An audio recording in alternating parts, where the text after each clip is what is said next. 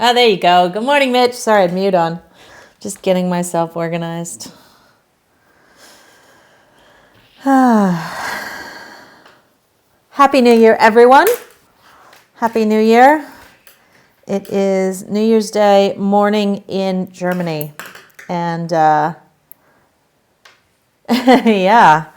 Rod and I got up, slept in, of course, because we're for midnight, and then slept in and had a Weisswurst Frühstück breakfast. This is a thing they do in Bavaria where you eat what they call Weisswurst, which is a sausage, a white sausage. And we looked up the recipe this morning because we were curious about what the hell's in it.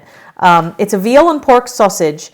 They're very white, and they're sort of, it's a very white texture, like they've really minced the hell out of it. And it's quite a smooth, uniform texture. It's got some herbs and parsley and stuff in it.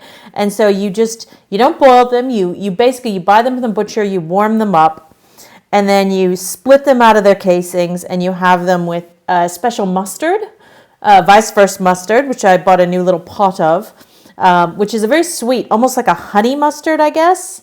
Whole grain mustard though, and pretzels. And one of the cool things I discovered in Germany is you can buy frozen, giant pretzels, German pretzels, in the freezer section of the grocery store, and you bake them in the oven, and it takes like 15 minutes. And so we had pretzels and mustard and Weisswurst sausages to start 2021 in Bavaria. Felt appropriate. You also normally have that with beer, with wheat beer, but we actually didn't have any beer to hand at the moment. We bought some champagne to have last night with dinner, but didn't have any beer. I'm going to have to rectify that when the shop's open tomorrow. So, although I will say it's a good thing I didn't. Like when we've had wheat beer, Weisswurst Frühstück, it really kind of knocks you out for the rest of the day. So. Yeah, I know, out of beer. You wouldn't think so for us. But, our fridge actually, look, we've still got a big fridge by German standards, but fridges here are not the giant thing I'm used to in Australia. So don't have actually a great deal of space for beer. We need to Rod's actually been looking at buying a separate little drinks fridge. Although this time of year, we were actually debating on whether we could just put stuff outside and not have anybody steal it because it's cold enough outside to just chill stuff out there. Need to get a beer delivery because also it comes in big bottles here, and that's a pain to carry back from the grocery store. So welcome folks. This is Knitting with Kris. I've been doing this for more than a month now. Normally I just do Sunday mornings, but because I'm on holiday for a few more days, I've been doing a bit more, and I'm trying to finish Lanatas. So this is a sweater I've been working on for some time now, since not long after we got to Germany, a couple months. And to show you what it looks like, so it's kind of in a state now where I can't really spread it out and show you, but I can show you a photo. Hey, Wobin. Welcome, Wobin. So this is what it looked like the last time I tried it on. So that was last week. Or earlier in the week. And so it is a Fair Isle yoke sweater. It's called Lanatas by Susan Crawford. And you can see it's got a Fair Isle design. The pattern comes with different options. One option is to do the pattern over the whole thing, but I opted to do it just on the yoke.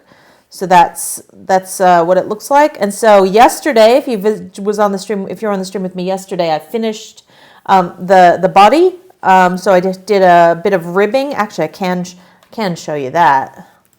So that's what we did yesterday. We did the ribbing at the bottom waist edge and did the cast off, which is nice. It was about 400 stitches all the way around there. And now we're getting the sleeves. Did I watch Dinner for One yesterday? No, I didn't, Wobin. Oh, right. That's a German tradition. I had heard about that. We'll have to look it up. We'll watch it today. I did actually, I have heard of it, but I've never seen it. It's this thing Germans watch this time of year, right? So it's a funny thing. I mean, it's probably because we haven't been watching free-to-air television. We've just been watching Netflix, but I'll try to watch it. Yeah, 400 stitches is a lot. Actually, it was, if you look at the bit, Look at the bit where I divided for the armholes. So that last row across the sort of chest at the armhole level, that was 600 and some. So 600 and some to go around that full shoulder width. But the body was about 400. It is done, so I am knitting this in a fingering weight, in a 4-ply. The wool is called Lana Grossa Cool Wool Fine. And it is 100% merino. It's very, very, very soft. This is the last ball I have of it, but I'm doing short sleeves, so it shouldn't be a problem. And the reason I can't really spread it out to show you it is because I'm actually knitting both sleeves at the same time. So once I finish this little row here, I will show you how I'm doing that. It makes it go faster, but at the same time, it is, I've created a bit of a pretzel for myself. And I'm knitting with 2 ends from the same ball of wool. So if you can see there, I've pulled an end out of the middle, and I'm also using the end from the outside as well. So I'm knitting from both sides. 1,000 stitches, Mitch, please. I'm not that ginormous. No, it's 400 stitches around in this wool. 1,000 stitches is what, yeah, the slippers I'm doing are 24 stitches in chunky yarn. Yeah, it's not a 2-ply. In 2-ply, sure, you might get 1,000, a lace weight, you might have 1,000 stitches around, but you get a little bit closer to the knitting. But this one's not too bad. Hi, Fiona. Oh, Moby Whale's in there. Hey, Fee. Oh, love to you and the little mochi ball and Ben and everybody. Miss you guys. Yes, let me get to the end of this row and I'll show you what I mean by knitting both sleeves at the same time. So what I did yesterday, you'll recall if you were watching at the end of the stream yesterday, I picked up the live stitches for one of the sleeves. I knitted around, I cast on for the armpit, and then I was going around one sleeve. So after lunch, I continued on with that. I finished Broadchurch, which was really good. And so I knitted about 10 or 11 rows on one sleeve. And then I stopped and I paused and I went and started the other one. And I got it to the same point. So if I actually try and spread this out here a little bit, you can see. So there's the collar of the jumper there. And so here is one sleeve. You can see. And so I've got those stitches. You can see I'm going round and around the sleeve. I've actually been using 2 circulars. I'm using the 2 circular method. And so I've got that on both sides. So I've switched over to the other one. You see I've got as well there. I've got the stitches going round and around. And so if I spread it out properly, so you can see what the hell I'm doing. So what I've got here is I've got both sleeves. And I've got 50% of each sleeve on each needle. So I've got one wooden circular here, you can see in the front, which has, if I go up, maybe you can see that a bit better. Let me go up a little more. Right, so the wooden needle there on the front has 50% of the stitches for each sleeve. So what I do is I take the wooden needle, and each of these is connected to a separate working strand. So I take the wooden needle and I knit across all of those stitches. And that's 50%. Then I flip the whole thing over. And on the other side, I've got a metal needle with a plastic hook cable in the same size, and I knit across those. So I go across one needle, flip it over, go across the other needle, and try and not tangle it into a hopeless knot. And that's basically it. And the reason for doing it this way, look, it's overly complicated. It would be simpler to do one sleeve at a time. But then I've got to knit one sleeve and then turn around and knit the other sleeve to the exact same length. And first of all, that's boring to knit the same thing a second time. I hate doing things more than once. So that's annoying. And let me just arrange my camera a little better here. There we go. So I don't like knitting things a second time, but also it means that they'll be the exact same length, because otherwise I would have to count to make sure I did the exact same number of rows. And to be honest with you, my eyes are so crap. I'm getting older, and so I'm getting a little bit I've been terribly nearsighted my whole life, but as I get older, I think I'm a couple years away from bifocals. My mother wears bifocals, but this finer wool in this darker color, it's fine now in the morning in daylight, but I tell you what, at night under just fluorescent lighting, it is practically impossible to see what the hell I'm doing. Like last night when I was picking up those armpit sleeves, I actually had to have Rod take my phone and turn on the flashlight and hold it over my shoulder for a minute so that I could see what I was doing, because it's, yeah, this is one of the challenges of being a knitter and getting older, is using dark colored wool or using fine wool. Gets a bit harder. So technically the pattern specifies how many rows to do for the sleeves, but as usual, because this is a top down, I can try them on as I go. Obviously I'd have to separate them, so I'd probably slide them onto individual needles or onto scrap wool in order to try it on. But given that I only have this ball of wool, I'm kind of just going to eyeball it. I'm kind of just going to knit it to the length that I know, either until I run out of wool or until a length I know is good for a short sleeve jumper. So the only trick, and I said this yesterday, the only trick with doing the two circulars, you can do this with one really long circular as well. I could have one really long circular going across all four portions. The only trick is to make sure you're knitting with the correct end of the correct needle. And since I'm using two different needles, that is much easier to not get confused. So I only knit stitches off the wooden needle with the wooden needle and the metal needle vice versa. I can recommend the Alt-Light brand of lights for lighting that's very close to daylight. Oh, good tip. Thanks, Wobin. Yeah, I remember we used to, at the knitting shop in Sydney at Morrison Sons, we used to sell daylight lamps, especially to people doing like cross stitch and stuff like that, because again, that would be hard to do the older you got. Yeah, daylight lamps definitely help.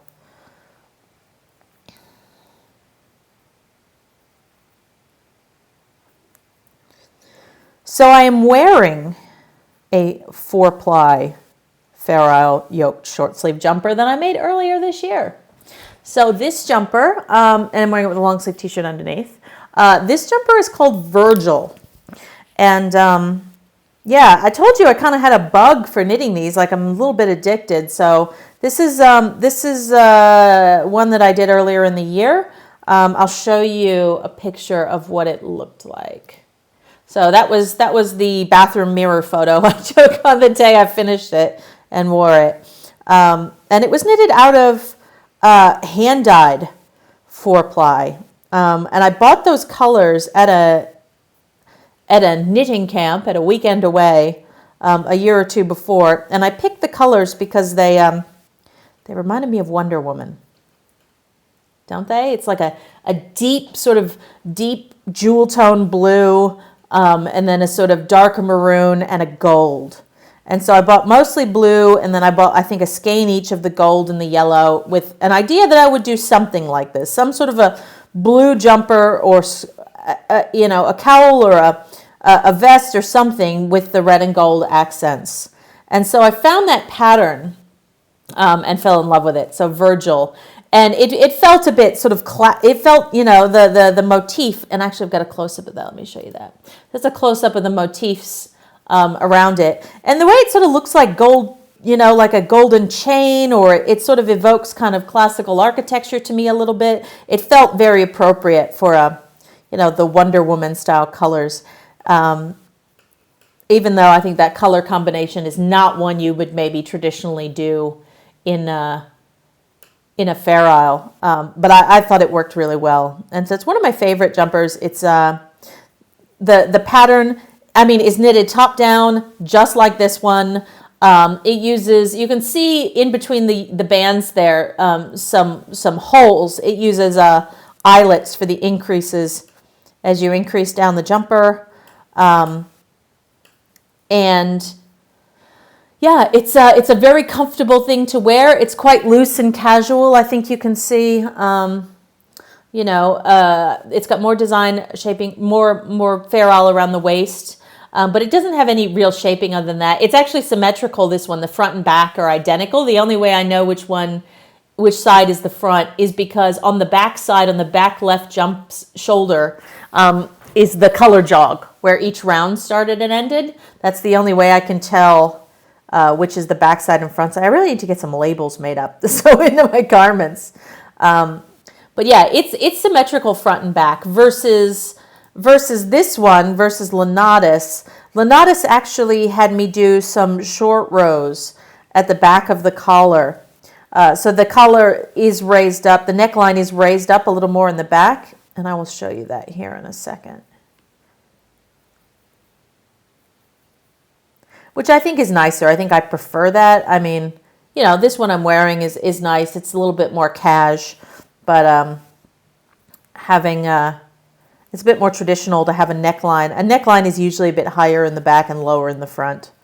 So if we look at the collar here, that's how I can tell which side is which on this one. You can see there, so that's the back side.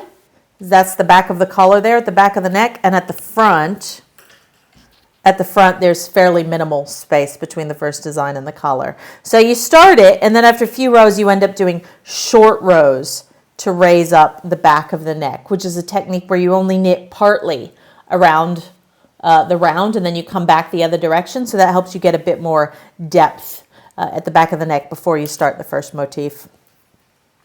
Okay, so finish one row. So now I just let me just untangle everything, flip it round the other way. So there you can see I've got my two sleeves. Each you could use 2 separate balls of wool. I'm using 1 ball of wool, which is fine. The only hassle there is sometimes it gets, as you can see, the wool gets a bit twisted up, and so I will stop every now and then and either let the ball untwist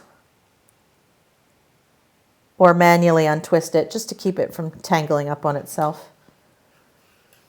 And this would be so much easier if I had this metal needle is driving me nuts because it's got a very stiff cable. It's one of those El Cheapos.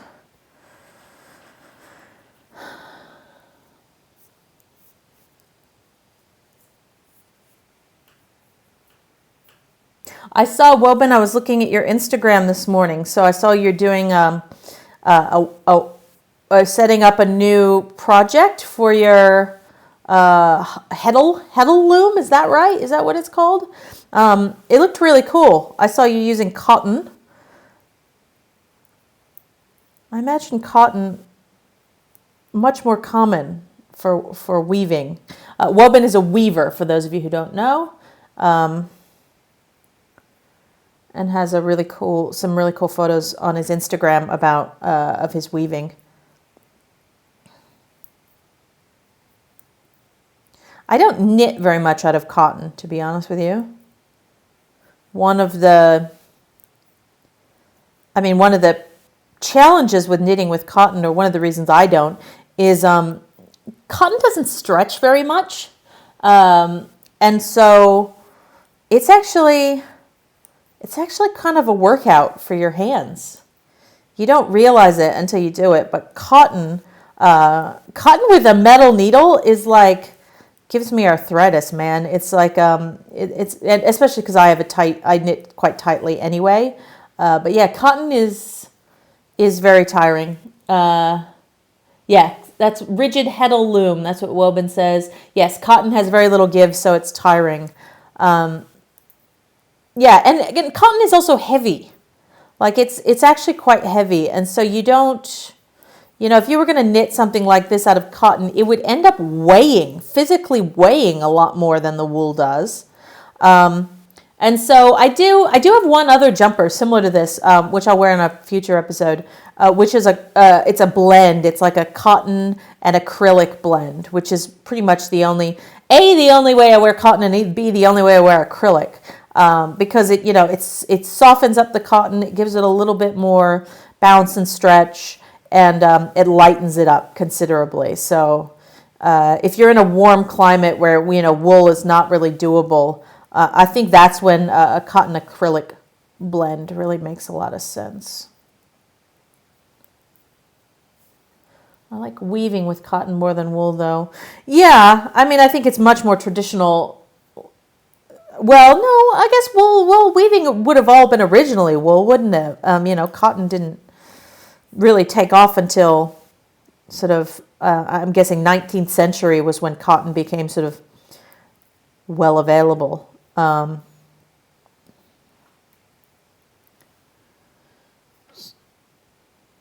Trying to arrange my camera a little better for you all today. Wrong way. Hands that way, hands that way. There we go.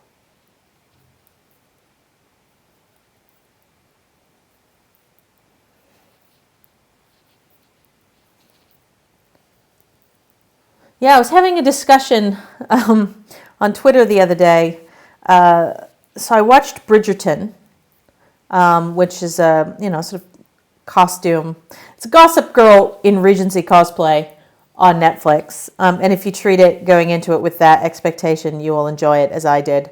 But the costumes. So the costumes are not Regency accurate, if you know anything about Regency costuming. And my friend Hillary knows quite a bit about Regency costuming. She's written a book, Hillary Davidson is her name. She's written a book called Dress in the Age of Jane Austen, which is all about Regency fashion, which I have. I don't think I brought it to Germany with me. I think I left it back because it's a very big book. But Hillary runs a couple Twitter accounts, one of my favorite ones is called Bill and Ted Test, at Bill and Ted Test. And what it is it looks at various films that purport to be set in the Regency era and judges the costumes based on whether they are better or worse than the costumes in the Beethoven segment of Bill and Ted's Excellent Adventure. Because the costuming in Bill and Ted's Excellent Adventure in the Beethoven Regency segment was actually fairly historically accurate. And so it's like, is a movie better or worse than that segment? And so it's a really fun Twitter account. You should look it up if you're into that sort of deep, historical fashion geekery. And so for Christmas, the thread did the Twitter account, Hillary did a deep dive, another deep dive into the 1995 Pride and Prejudice adaptation, which is sort of we all love, which is the one that launched Colin Firth and Jennifer Ellie and so I read through that whole thread the other day, the whole month of December. And one of the interesting points that she was talking about is in that particular miniseries, the Jennifer Ellie one, Elizabeth Bennet wears a lot of dresses with piping at the neckline. And she was talking about piping in the sense that, piping uses cotton cord inside. And you really could only have that once cotton started to be more widely available. And talking about how the dresses were designed with a sort of a drawstring usually around the neckline because, the different styles for necklines would go higher or lower depending on fashion. And if you designed a dress with a bit of a drawstring, it was actually modifiable. It was adjustable so that you could get more wear out of it over more than one season. Versus sewing a fixed neckline, you were sort of locking it in. That was a fascinating bit of, fashion nerdery. And yeah, there was a tie into cotton there because we were talking about the availability of cotton. And I was observing that Bridgerton, so much piping in Bridgerton. Like, everybody's dresses have piping on them. And it gets used a lot in historical dramas, Hillary pointed out, because it sort of disguises the fact, it helps disguise the fact that these gowns nowadays are made on sewing machines as opposed to being handmade as they would have been back then. Piping helps disguise a bit of that. Anyway, digression prompted by cotton.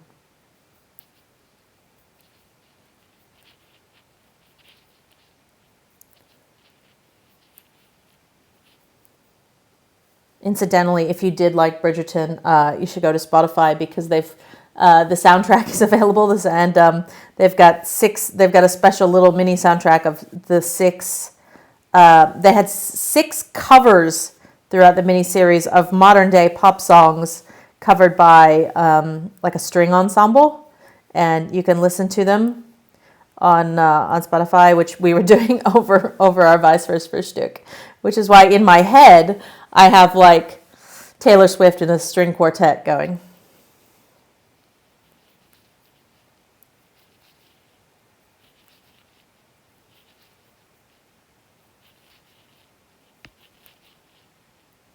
Oops, did I?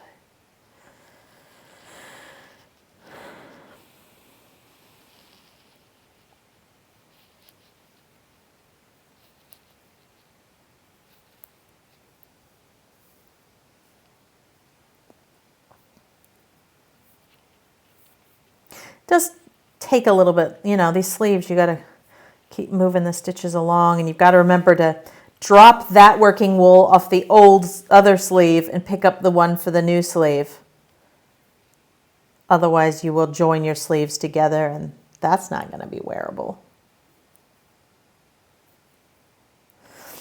So the trick with doing this way of doing 2 sleeves or 2 socks at the same time on 2 circulars, I mean, the difficult bit is actually getting it on the needles.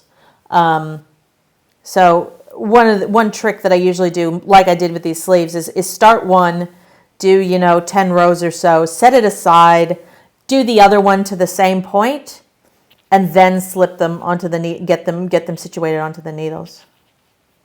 What are you saying, Woben? Postmodern jukebox. Yeah, I've heard postmodern jukebox quite a bit. Seen the YouTube videos of that as well.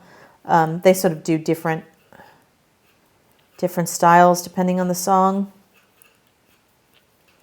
The stuff in Bridgerton reminded me of, I know there's a group in Australia called Foreplay that is a string quartet that I've seen perform in a couple different places where they cover like Rage Against the Machine and stuff like that, but done as a string quartet.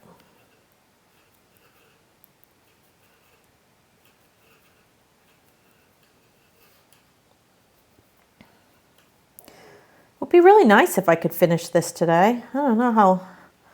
I guess the sleeves, it's a lot less stitches than the.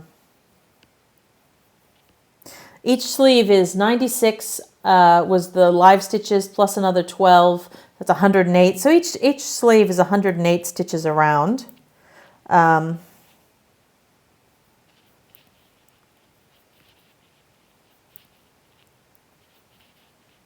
So together, it's less than half of the body. So it should go faster than the body did.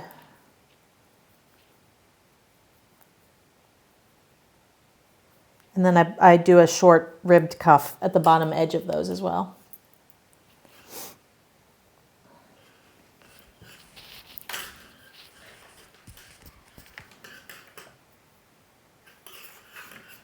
I can't believe I streamed for 3 hours yesterday with you guys doing that waistline.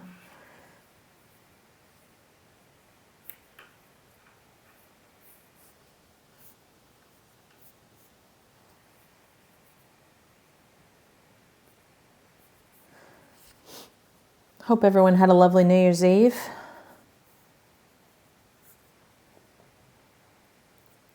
We had homemade pizza.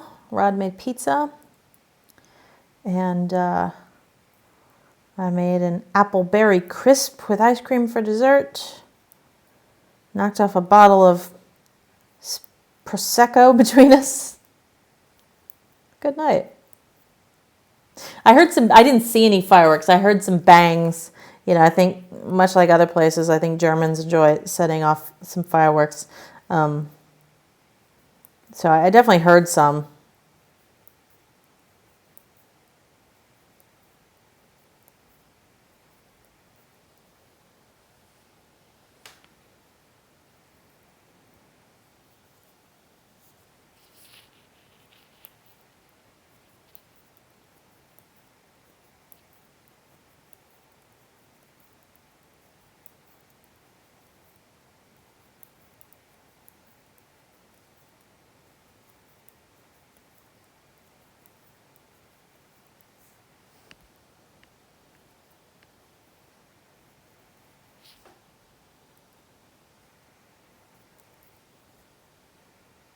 Oh, Mitch gave me a follow. Thanks, Mitch. I don't know if you're still on. I'm halfway to 50. Woo! They give you these like goals as a Twitch streamer, you know, and I don't know, you unlock capabilities if you meet these goals. And so you've got to get like 50 followers, you've got to get like an average of 3 people on the stream, you've got to stream a certain number of days and a certain number of hours. So I think I've met the goals for like days and hours, especially over the last few weeks. But yeah, just need to build up my followers a little bit more. Everything's got to be gamified.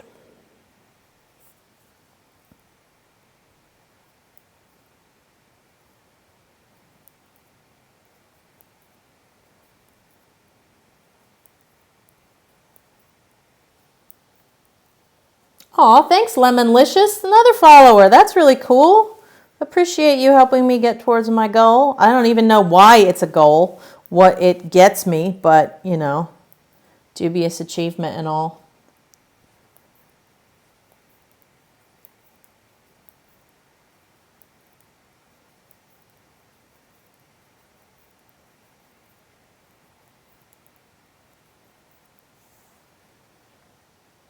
Hello. Oh, thanks.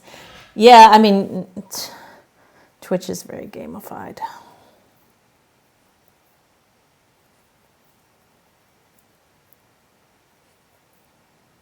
If any of you weren't on yesterday, I did, because I know a few people were curious about how this actually works, what I'm doing. I did do a blog post recently, which has a photo of my streaming setup and the details of the software I use. Let me just get the URL there for you. I'll share it with you in case you're curious how all of that's working. Here it is. I'll put it in the chat. So that shows you what my streaming setup looks like and mentions the software I'm using and stuff like that. If any of you are inspired and want to have a go. I was saying yesterday, I tried knitting on Twitch last year and sucked. It didn't work because I didn't have this setup where you could see my hands and my face at the same time. And this particular setup was inspired by a colleague of mine, Martin Beebe, who mentioned he had previously used a microphone stand to film his hands when he was playing guitar. And so that's what I'm using. I've got this armature that my fancy microphone, which I'm not using, sits on, and I've actually strapped my phone to it, pointing down, plugging in, and I use a software called OBS Camera to feed into OBS, which is what sort of composites all of this together. And it's really trivially easy to feed from OBS into Twitch. The only problem I have is my upload speed isn't great, so I'm sure at some point the stream will drop and it'll reconnect and there'll be a slight break. So just expect that and don't freak out if it happens. Yeah, Lemonlicious, you should give it a go. It's easier than I thought it would be. And there's the makers. I joined like a makers and crafters channel or something like that, and so there's a lot of really cool stuff. People doing like blacksmithing and scrapbooking and all kinds of things.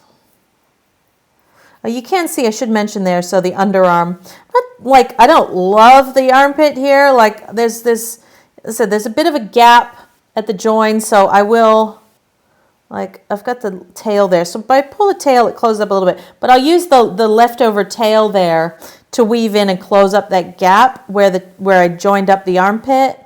And there's sort of where I picked up some stitches, there's a bit of a bubbly bit there, but you know what?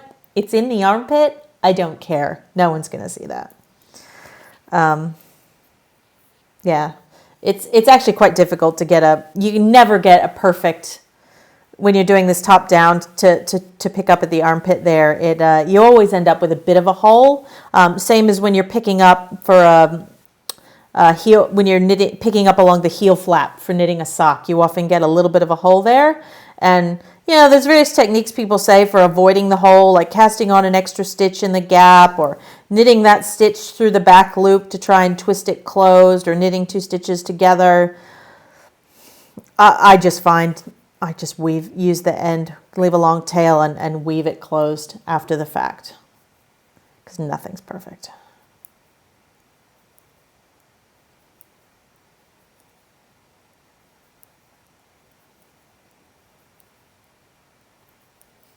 How many rows did the pattern, oh, there's the iPad.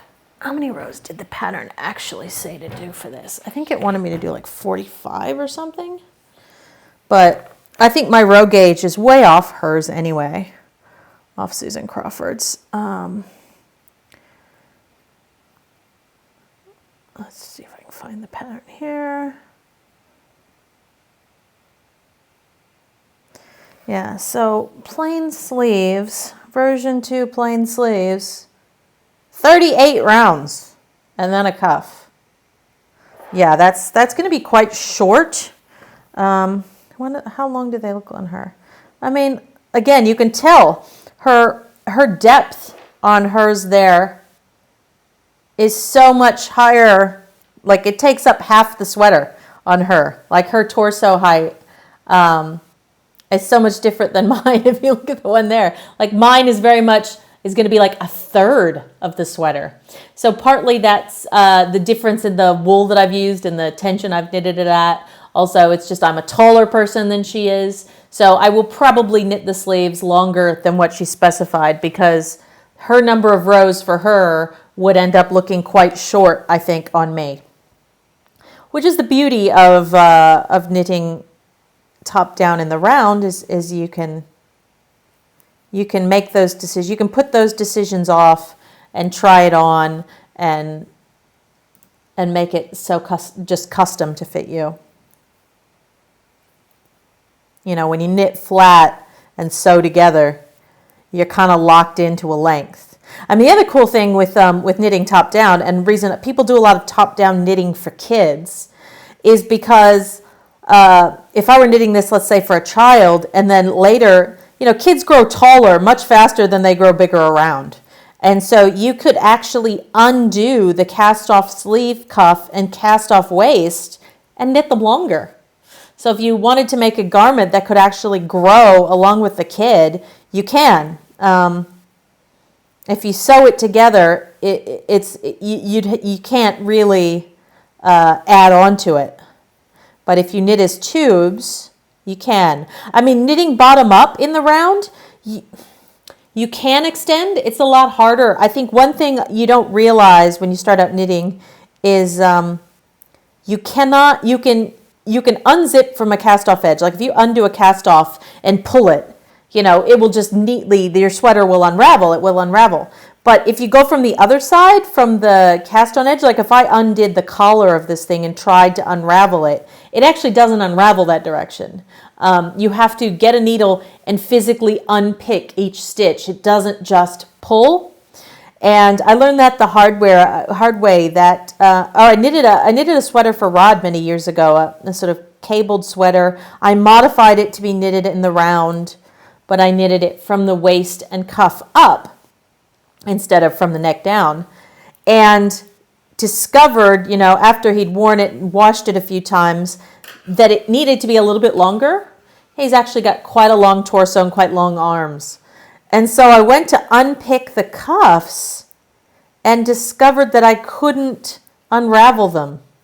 I had to laboriously unpick every stitch and then pick up and knit it longer. So, I mean, in that case, what's actually easier to do is, rather than starting from the cast off edge, is cut it where you want the break to be. Unpick just that round around and put those stitches on needles, and then unravel the rest down from there, because you cannot unravel from a cast on edge, only from a cast off. But that's not intuitive. You think as a knitter it works the same both directions, but it doesn't.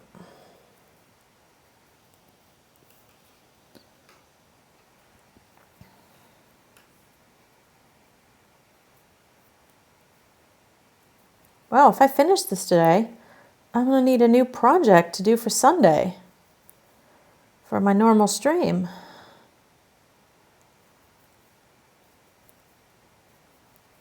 So I showed you a few weeks ago the child's cardigan with the steam shovel and the bulldozer on it. I need to sew a zipper into that, but I went through my zipper stash and I don't actually have an appropriate jacket zipper for that. So I need to order one. Maybe I can order one. It won't be here till next week, I'm sure. Order a zipper for that. I could frog the Farrell. I've got a Farrell cardigan in there we've talked about. An all-over Farrell cardigan I started several years ago in rowan wool, and it's gorgeous. And I think it's going to be too small. So it's been sitting in the denial corner. And really what needs to happen is I think it needs to be completely pulled apart. So maybe the next Knitting with Kris is just going to be unraveling like 14 colors, balls of wool on this, unknitting a beautiful cardigan and making people weep. Because there's no real way to save that.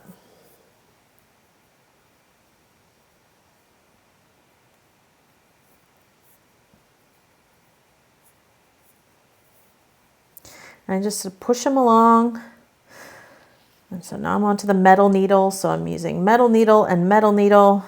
And my working wool is right there where I need it to be. And as always, when I'm going, similar to you would do with DPNs, whenever I'm going from one needle to another, like this, at a join, I'm just going to do the first stitch, put my needle in for the second, and then I just tug a little bit to close that up. Because otherwise, you can get sort of we call it a ladder there, where that stitch gets a bit stretched out, that first one where the needle changes. And so I just pull that first one. You don't yank it tight, but I just give it just on the first and second stitch, I just give the working wool a little bit of an extra tug there to keep it from laddering too much. And so if I show you there, you can see there's a little bit of an like if I stretch it, you can see that one stitch is a little bit wider there under the armpit, but otherwise the tension's pretty good. So once I wash that, it will, you won't notice it, but yeah, it helps to just give it a little bit of an extra tug at the start of the needle. And yeah, what I find, what you really want when you do the two needles is you just want to get the other needle, just as Wellman said yesterday, it's, Rambox, a follow. Thanks, Rambox. Yeah, you just want to leave it there. It's having a break. It's having a smoko. It's sitting on its shovel. So I just don't want to even touch it. It's just hanging there.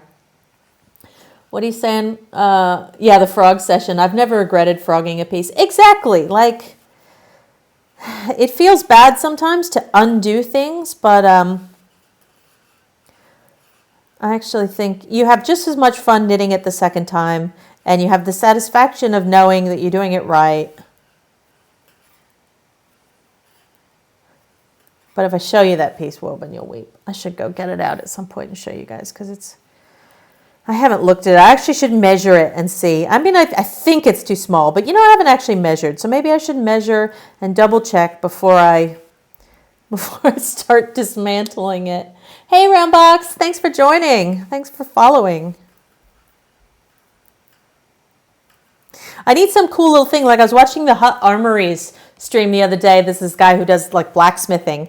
And whenever someone follows him, this little thing pops up in the corner and it says like, so-and-so has joined the shield wall like a Viking. And I was like, ooh, that's cool. I know that, I think, is it Streambox or one of these has plugins that you can plug into your stream that will do that. So I need to come up with a cool one like has joined the Stitchin' Bitch or something like that, where when someone follows me. I'm still figuring all this out.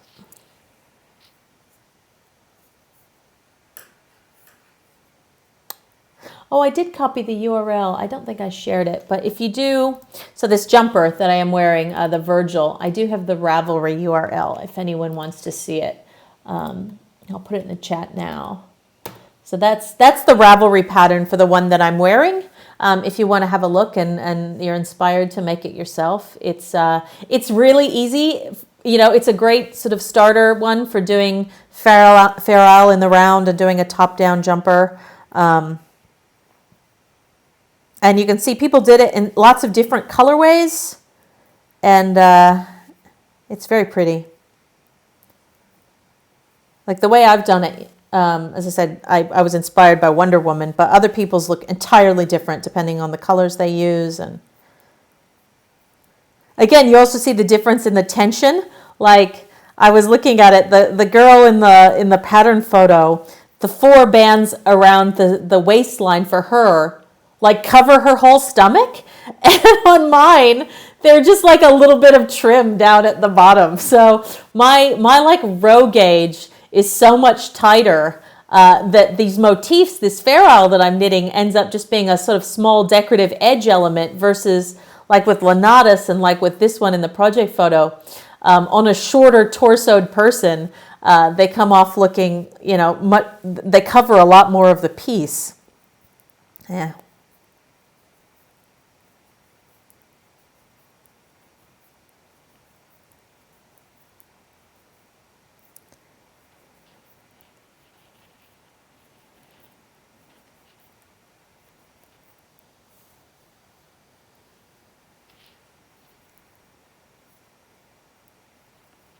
Can you actually frog weaving, Woban?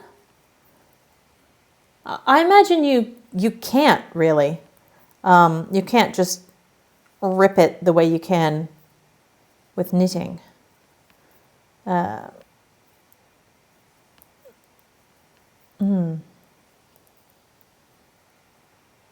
getting fascinated by the problems of weaving. Oh yeah, you can unweave as you go. Yeah, that's what the guy at the Jacquard Loom at the Geelong Wool Museum said. He's like, you kind of got to catch some mistakes, and you can sort of. I think with his, because it was a tufted one, he would kind of mark the mistakes and then was able to later fix them, but it wasn't sort of a flat woven piece, the way I think the stuff you're doing is. Flip it around the other direction onto the wooden needle now, so the metal one's just sitting there. And so I start by just pulling it through, pull the stitches along. Oh, I hope you saw on Instagram, Woban, I tagged you.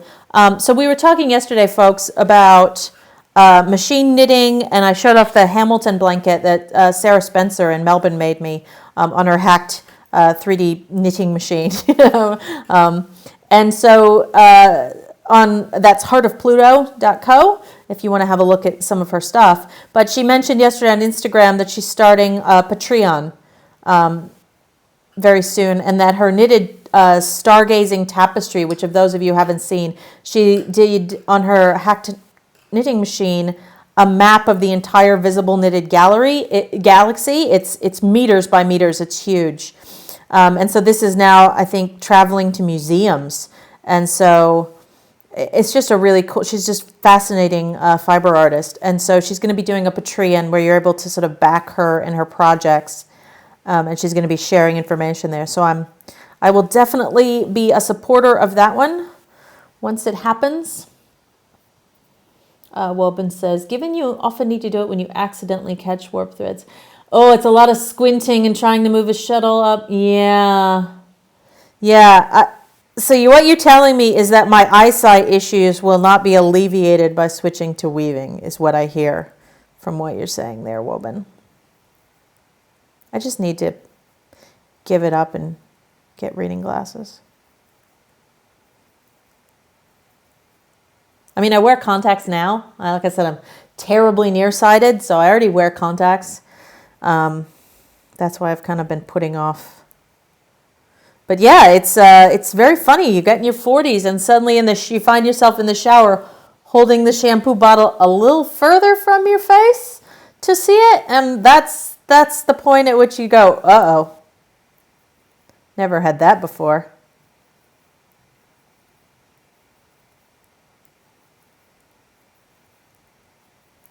I guess it doesn't help this year in particular, staring at computer screens 8-9 hours a day or longer.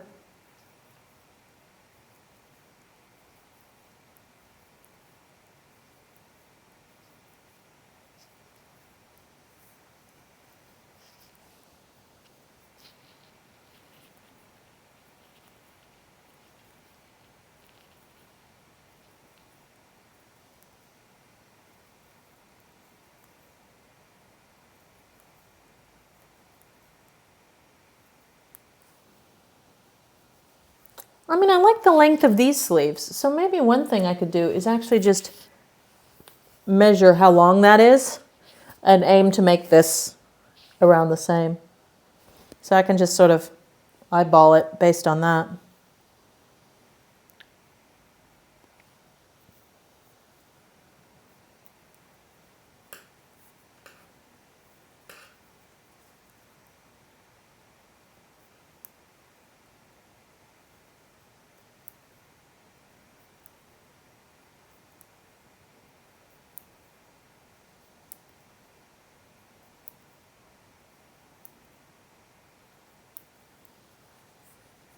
The advantage of knitting on here, I have to tell you, is that my posture is better sitting in my office chair than it is when I'm knitting in front of the couch.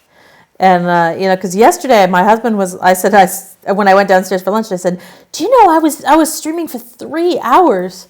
And he's like, whoa, take it easy. And I'm like, yeah, but I don't actually, normally if I'm sitting on the couch watching TV and knitting, I'll actually get like pain in my shoulder and back, but I don't doing this because I'm actually sitting in a chair with decent support.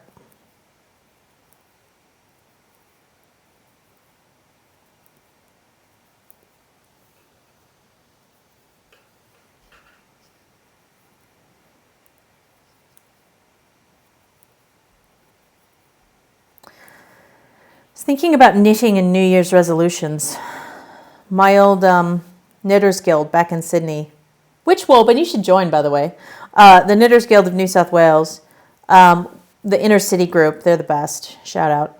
One thing we would always do in our January meeting is we'd all get a sticky note and we'd write down our knitting resolution for the year. And then the convener, the group lead, would save them. And then usually we'd go through them, the next year. We'd go through the resolutions at the end of the year and see what people said they were going to do and what they actually did. And, the percentage of people who actually follow through on them was always, 10% maybe. But, people would have, resolutions like, knit something for each of my kids, or knit something for me finally, or, finish all works in progress. A very popular one is knit more from the stash than I accumulate in new wool throughout the year. People never actually accomplish that one. Oh yeah, a few times, but most people end up accumulating more wool than they use. So again, pulling just a little tighter on that first couple stitches. I think in recent years, can't remember what last year's resolution was. I should look it up. I should ask because I won't be at the meeting. Apologies in perpetuity right now. I could try and join in. The meetings are at like 11 a.m. though, and that's 1 a.m. here, so it's not going to happen. I'm trying to remember. In recent years, I think I've had a resolution to finish my entry for the Easter show, which I'm not joining this year. I'm not participating in this year, so I won't have that one.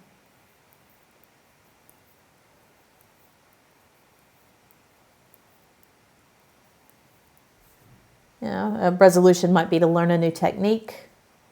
We were talking about double knitting yesterday. Maybe a resolution for 2020 for me is to actually do a project with double knitting. That would be a fun one. Or we talked about crochet. I mean, maybe this is the year I do the crochet popcorn throw that I've been wanting to do for a long time, and I just bite the bullet and learn crochet again, and make a crochet throw. Oh, well, I do know I have one resolution for next year. I mean, it's more on the sewing side than on the knitting, though it does involve some knitting, is for 2021, because we're in Munich, and we are not far. We're a 5-minute walk from the Theresienwiese, which is where Oktoberfest happens. And of course, this year Oktoberfest was canceled because of Corona, but optimistic for next year. And one thing we realized is that people here in Munich unironically dress up in the like traditional Bavarian costume.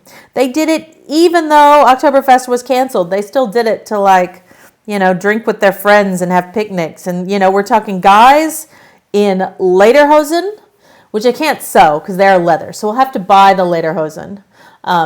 But they often have either knitted calf socks or knitted calf warmers. And I can knit those. So I'm going to be knitting Rod some calf warmers, I think.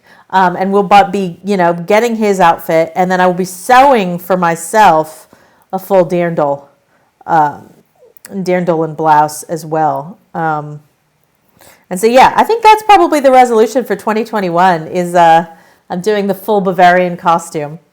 And so I need to do a little bit of research because I understand that there are some sort of understood rules that you follow around like colors, or someone was telling me like if you're like an unmarried woman, you wear it's a slightly different dirndl than if you're married, maybe, I think, to signify if, and I don't know, I think the ones they sell to tourists, nobody cares about that. They're in non-traditional colors and stuff. But I'd like to understand the traditional costume and see if I can replicate one as much as possible, and then buy some other bits. So that's a knitting sewing resolution for 2021 is the full-on Münchener Oktoberfest outfits, which if anyone comes to visit for Oktoberfest next year, assuming we're allowed, you will see in person. I'm sure I'll share on Instagram. What else? Maybe a double knitting project, maybe crochet. I should finish that quilt that I was talking about. I have a t-shirt quilt the quilt top is completely pieced. I'm just doing some embroidery on it, and I got stuck because I'm embroidering things that are meaningful to us. So I've embroidered the Welcome to Las Vegas sign because we got married in Las Vegas. I embroidered the Sydney Harbor Bridge because that's where we lived.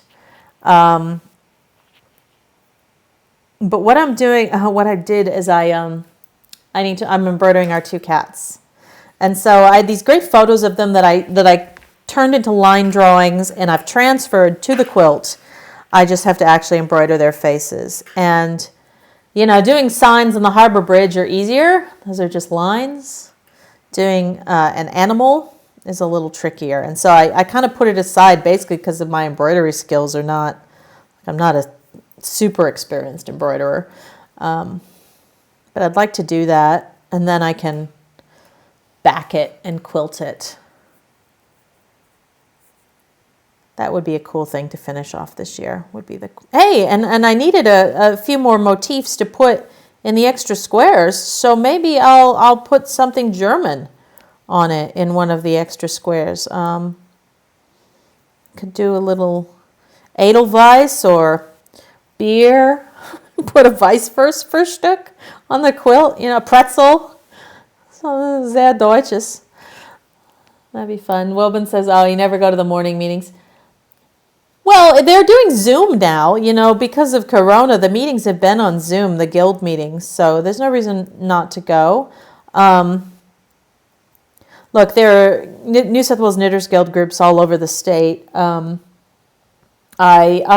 have been a member of the inner city one for many, many years. Oh, shoot, I need to rejoin. You can join online. Right now is the joining time, so I need to actually do that, re-up my membership. Yeah, and that, gets you access to classes. The guild is a lot different than how it used to be in the past. The newsletter you can now get via email. You can renew online. I mean, when I joined the guild, I had to send in a check. No one in Australia uses checks, okay? The only reason I had a checking account was to send one check a year to the Knitters Guild, and thank God you can now use PayPal or bank transfer and pay online. They send out really cool, monthly newsletters, and then they send out a one in the middle of the month as well. It's just they've modernized a lot in the last few years. And look, I'm sure other countries have knitters guilds as well. It's a knitting club. You can learn, but I mainly went for the social aspect. But then the inner city group has a couple guys. There are usually 1 or 2 men there. We need more, to be honest with you.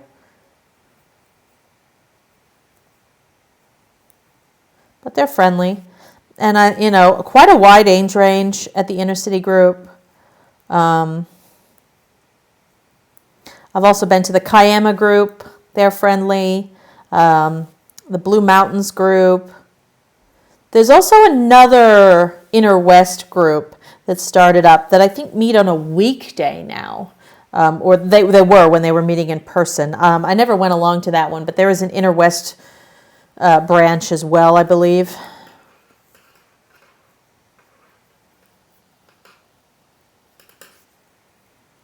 So if anyone's just joining in, I am working on the sleeves of Lenatus, which is a pattern by Susan Crawford in her book Evolution. And this is a seamless jumper, so it's knitted from the top down. So I knitted from the neck down. I'll show you the picture. You start at the collar, you knit the ferrule portion, doing increases throughout, and it gets wider and wider across the shoulders. And then you divide at the armpits, and you sort of separate out the arm stitches, and they go onto scrap wool. And so I finished the body yesterday finally with some waist ribbing, and I've picked up the sleeve stitches, the live sleeve stitches, and as well as some extra stitches at the armpit. And I'm now knitting the 2 sleeves, and rather than knitting one at a time, I am knitting them at the same time on 2 circular needles. And so let me just get this last little bit, and then I'll spread it out and show in case anybody missed it.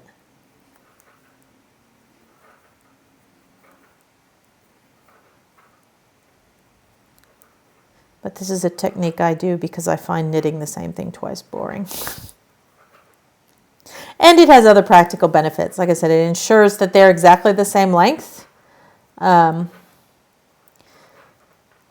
Because no matter what I do, I was trying to use, I have a little app on my phone, which is a knitting counter.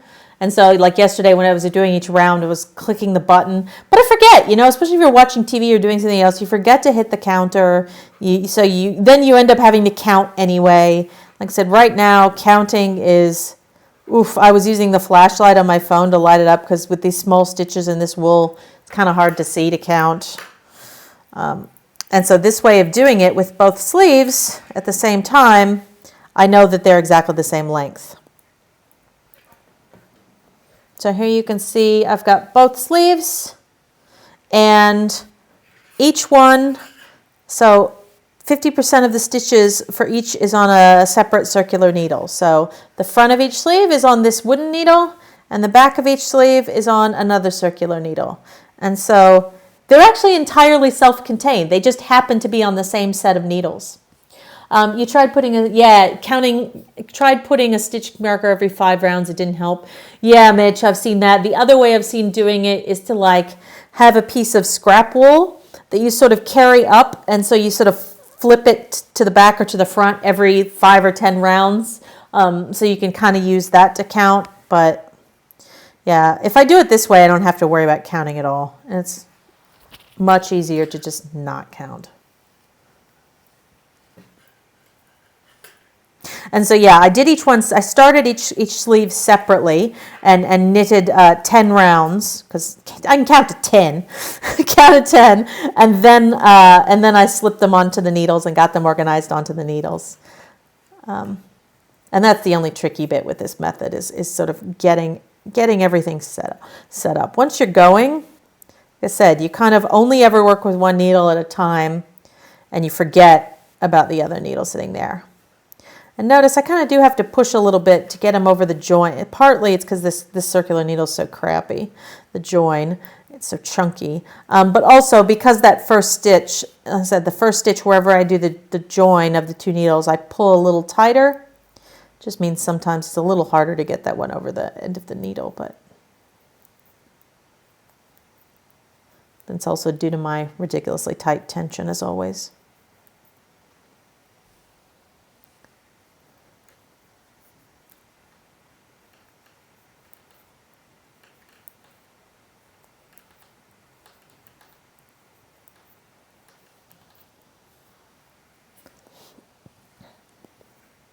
But yeah, Lanata, Susan Crawford, you should look it up. Actually, I'll give you the URL. I did have it yesterday. Where is it? Evolution, Susan Crawford Vintage.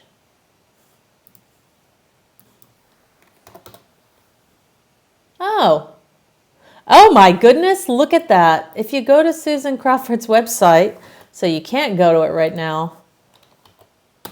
Hey, Jody. Her site's down because she's got to do changes related to Brexit because it's the 1st of January in the UK. I wonder if that's affecting lots of UK stores. Wow, she's literally taken the site down because of Brexit. Jody says, I always accidentally knit across both. Yeah, look, that is the danger when you're doing 2 at a time, is if I get to the end of this sock and I just keep going and knit across the other. I think I might have only done that once. We were talking yesterday about the method where you use double knitting to knit one sock inside the other sock. And to me, that would be dangerous because I could definitely see myself accidentally joining the 2 socks together. And so that's why I haven't done that technique, but I haven't had any problems with this one. I guess because I tend to use the 60 centimeter circulars for this, 60 or 80, and then that gives you a little bit of room to spread them out, and I don't know, makes it harder to forget that it's 2 separate pieces. So Jody, I do have the book to send to you. So Jody's the person I bought the Evolution book for. It is here in the box. It's just that when I went to post it before Christmas, the post office was a madhouse. So I'll send it this week once I finish the project, but B, once the post office queues have calmed down a little bit. But your book is printed and will be coming to you, so you can make some of the other projects from it. Some very beautiful things in there.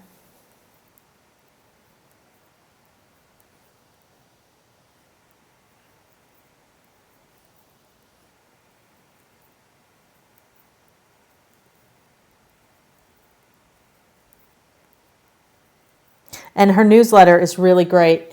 If you're, you don't get second sleeve syndrome? Oh, I always do. Second sock, second sleeve. I always want to rush on to the next thing.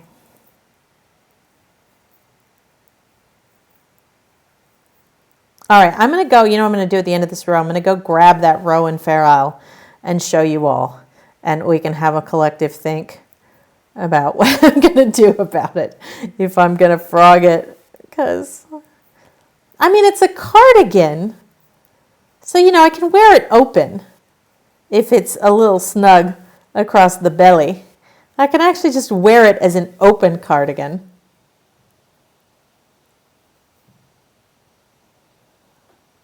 And the problem with powering through projects is running out of projects you can do.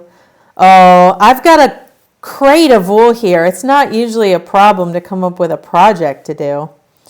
It's limiting, what is it, Kanban, or, limiting the number of works in progress. So otherwise you end up with a whole bunch of stuff in flight. All right, let me go grab this. That's the finish the end of that row. Let me go grab that. One sec.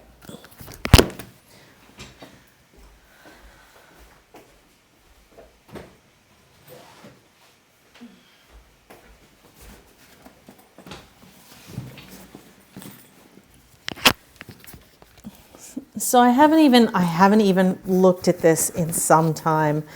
Oof. It's been sitting here in the naughty corner. Open it up. All right. Oh, you guys. So many balls of wool. Let me raise the camera up.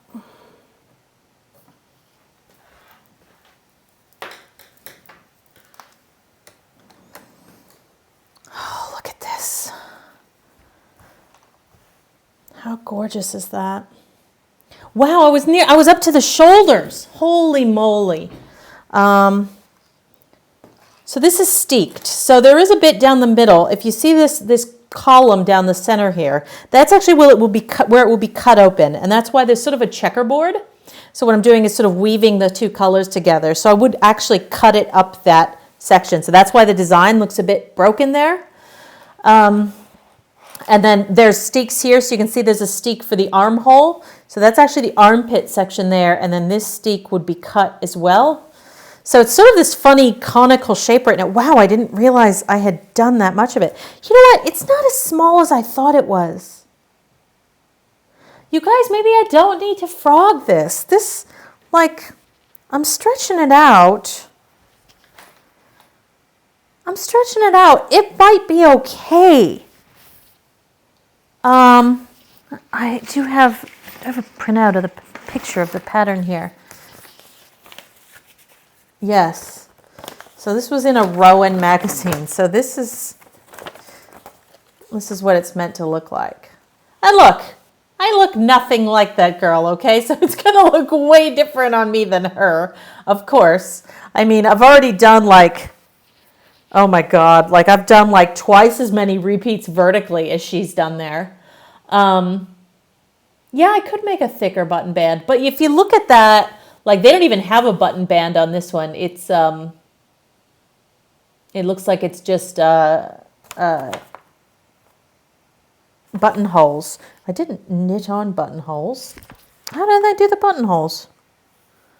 Didn't knit in buttonholes as I went. It's a Rowan pattern. Oh, well, no, you can see there's a folded over button band. So there is a button band of some type. Yeah. I don't know. I think I thought... God, look at this. Look at how many pages this thing is. Look at these charts, people. Look at these charts. I've got like, that's folded. I've got math of working out how many repeats, of how high I needed it to be, yeah, so what I need to do, and this is the problem because I have not documented things properly,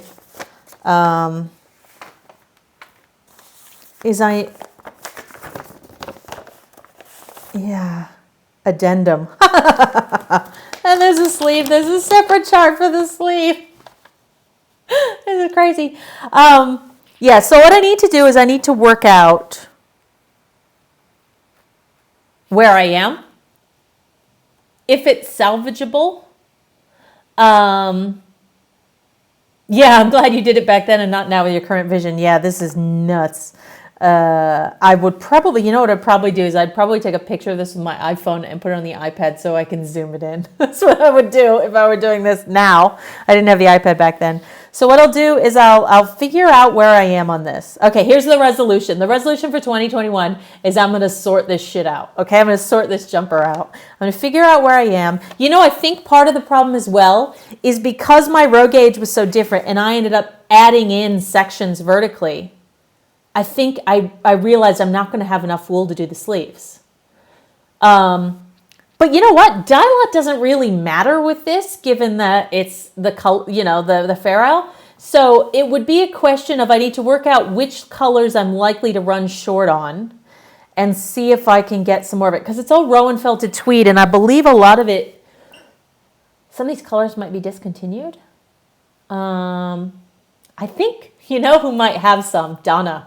I don't think she's watching, but Donna has all the Rowan, or she's the one who sold this to me back at Calico and Ivy in Sydney, and I believe she has quite a lot of it. So if I need a ball or two of other, so basically I need to work out which colors I'll need to finish it, and I also think if my row height wasn't correct, I'm probably going to need to adjust the sleeve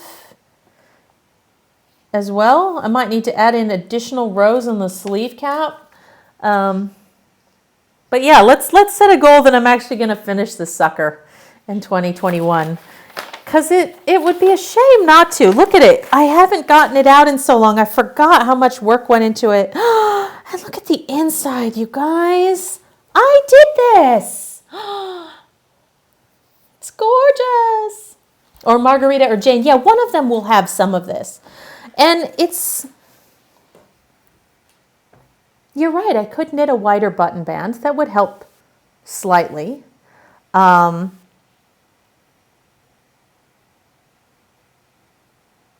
Yeah. All right. I'm kind of leaning towards this. Wow, and it's on the needles, and I'll figure out where I am. It looks like I'm probably ready. Like that's the neckline there that I'm doing. So I'm probably ready to cast off the shoulders, do a 3-needle cast off of the shoulders, and actually steek the damn thing. Wow. Okay. Life goals. And it looks like the sleeve patterns do not line up to the body pattern, so it doesn't really matter if my sleeves don't match the same stripy pattern as on the body. Let's do it. All right. Yeah. That's the plan. All right. It's one of those things. It's like having people when you have bills coming that you don't want to pay, and you just rather not look at them. Like I've just not looked at the thing for so long because in my head it was tiny and there was no way it was going to fit me. I think it will actually fit. I think it'll be fine. Yeah, it's very sticky. Like that Rowan felted tweed, you can feel it woven. It's very felty together. I'm sure I could probably just cut it, and that's not going to unravel.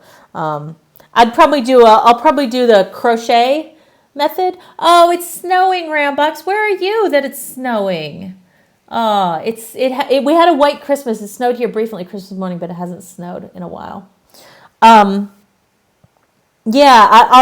friends Mary Helen and Sandra back in the inner city group, they taught a steeking class with their West Ward, they call it, because that's their surnames together, their method of crocheting a steek. And so I might look up and send them a message and see their method, because a crocheted one would work really well with that, I think. Kansas. Oh, cool.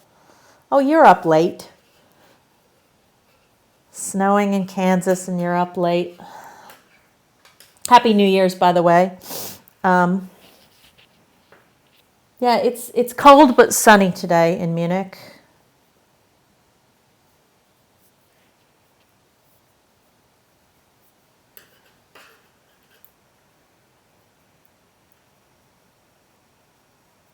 All right, so there's my knitting resolution for 2021. Jody, if you're still on, what's your resolution for 2021? And if they read mine out at the Guild, I can't remember what I put last year. You'll have to find out and tell me what my resolution was for 2020, because I don't remember.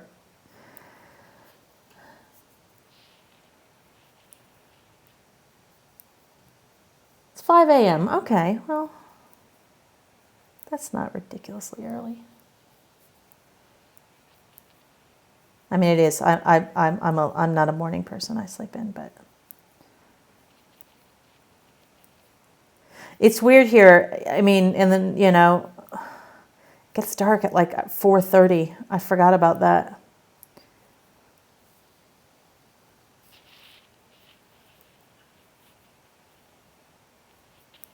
I have a colleague who's in the Nordics. I think he's in Sweden. And there was some news story he shared with our team Slack that like he hasn't seen the sun in like a month. Like, oh, I couldn't do that. I couldn't do that. We visited Iceland a few years back on a holiday en route from Europe to the States. Stopped off in Reykjavik for a few days, and it was in the summer. It was in like May, and it was light until it was only dark for a couple hours a day. And I remember, you need blackout curtains someplace like that, because otherwise we were like, how do we sleep when it does not get dark? So Jody's resolution is to finish the blanket. Oh, if you haven't seen Jody, follow Jody on Twitter, Instagram. She's done a couple of these blankets that are done using sock yarn scraps, I guess, 4-ply leftovers, all different colors, doing little mitered squares and joining them on. And so she did one that took several years in a sort of planned rainbow gradient. And it was hundreds of squares, and I just remember her carting this giant blanket around everywhere. And now she's doing another one in blues, all in blues. So Cass, her son Cassidy, saw the one you made, and he wants one now. So knit from the stash. Yeah, right. Oh, Liz followed me. Hi, Liz. Thank you, Liz. Thanks for the follow. Knit from the stash and get my craft room office sorted so I can knit from stash. Yeah, that's a good plan. Oh, I can move down now. A little closer again.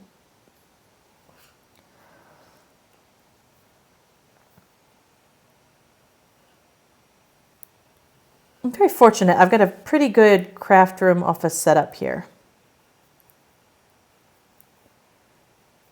And it even has a guest bed, if and when people are ever allowed to visit again.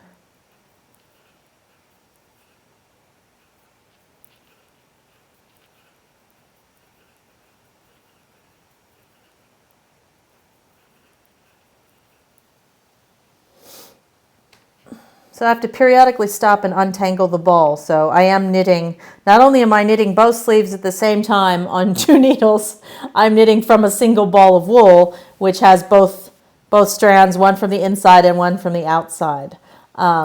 Which just means you've got to periodically sort of stop and untangle everything.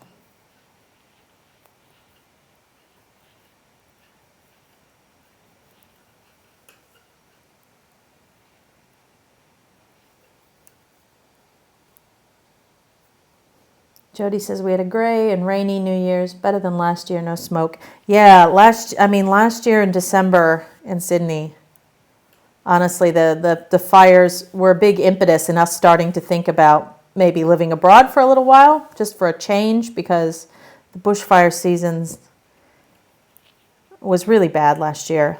It felt quite apocalyptic and felt like having a bit of a change for a while.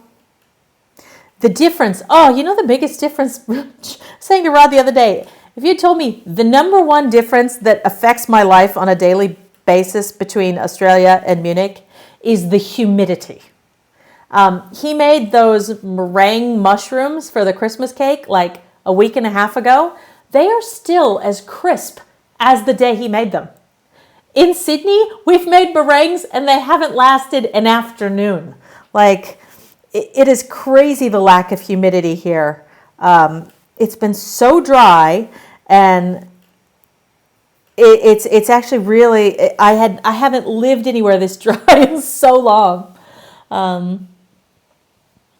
Yeah, the Aussies are loving having a wetter summer. I mean, that's great. I'm really glad that the fires have not been the problem this year. I mean, thank God. Can you imagine COVID on top of bushfire season last year? That would have just sucked.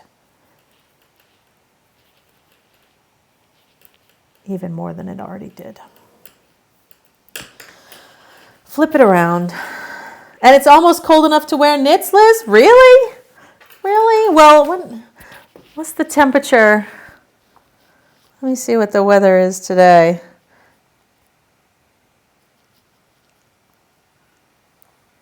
Weather in Munich today is 2 degrees.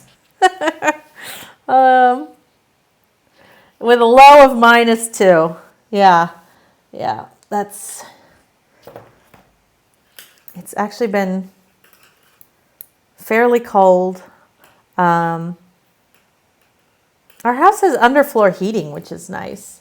Actually, we had to turn it down in the bedroom the other night because with a doona, I was still getting too warm in the night.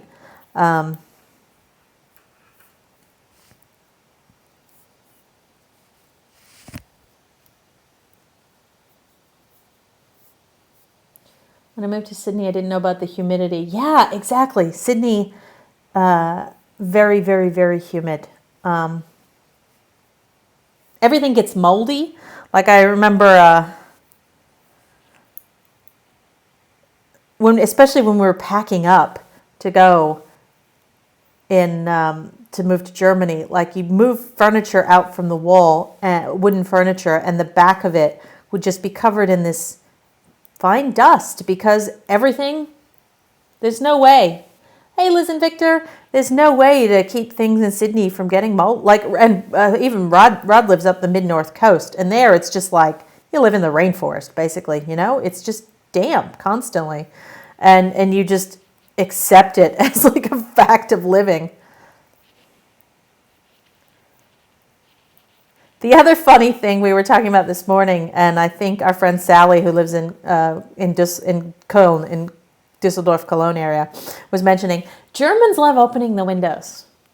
They have this obsession with fresh air, and so it's actually in our lease that we have to open the windows every day for like 15 minutes. And so, do I have my window open now? Actually, I don't. I'm going to open mine right now because I like to actually have a little fresh air in here.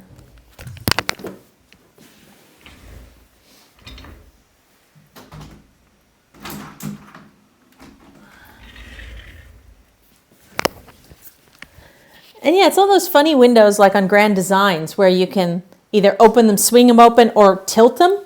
And so we just tilt open the top for a while. But yeah, the Germans are obsessed with it for sort of health benefits. And they think actually it has to do with how their corona numbers were so low earlier in the year. Part of it is their obsession with keeping the windows open every day and really circulating the air. Yeah, 19 degrees rather than 40 degrees is way better. Those are Celsius numbers, Americans. So think the difference between like, a balmy 75 and a disgusting 105.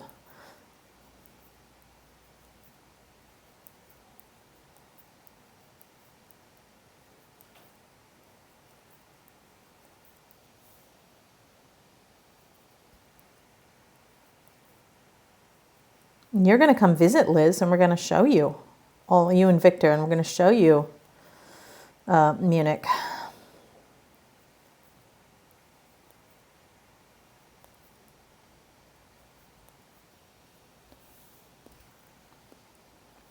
So yeah, frisches Luft. Obsessed with frisches Luft here. Fresh air, fresh air.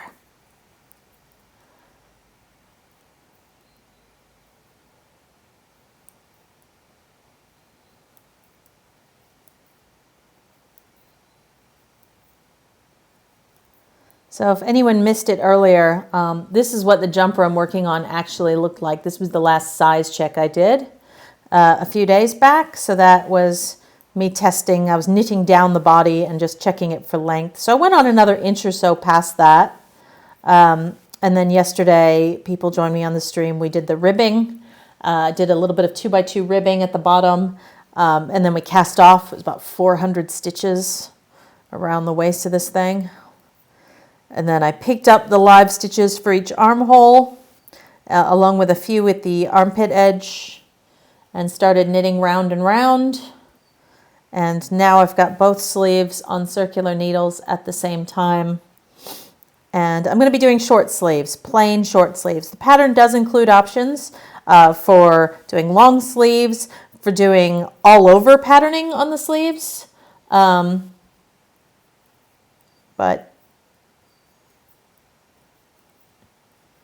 I'm doing the plain ones. Oh, we'll still be here, Liz. We're planning on being here for a couple years. So checking out hotels. Look, I do have a guest room. I mean, I know you and Victor, you like your hotel luxury. So, it wouldn't be quite as nice as a hotel. But you're, of course, welcome to use the guest room if you'd like. It happens to also be the craft room. So, it has a theme.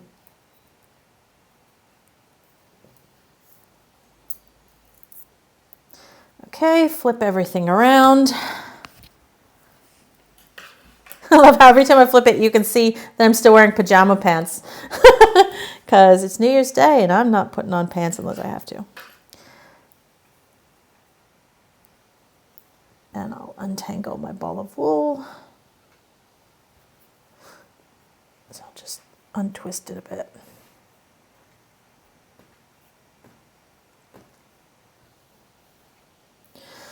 So yeah, I was saying I finished Bridgerton the other day. I finished Broadchurch. I'm watching everything with bees. Finished Broadchurch last night.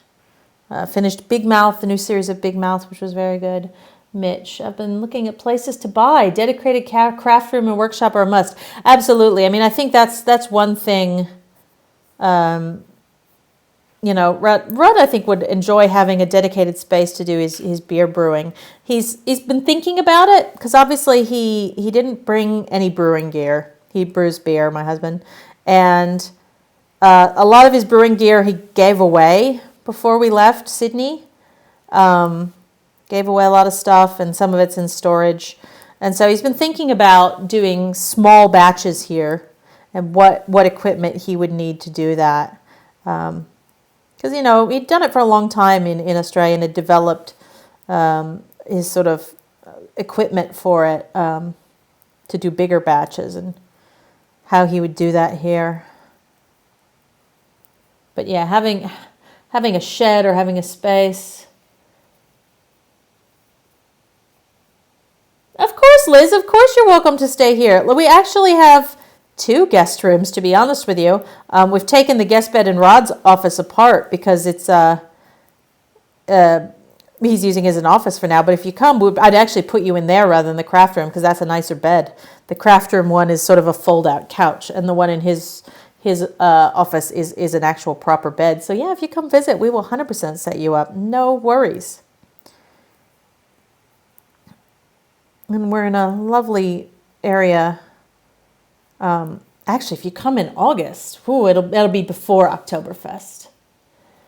Yeah, we're in an area with lots of parks, and it'll be very nice.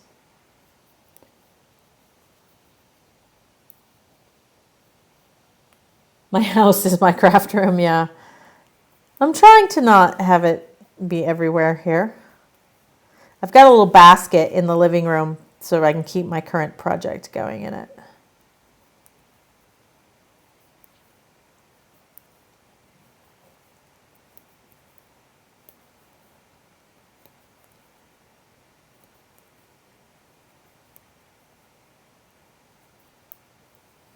Okay.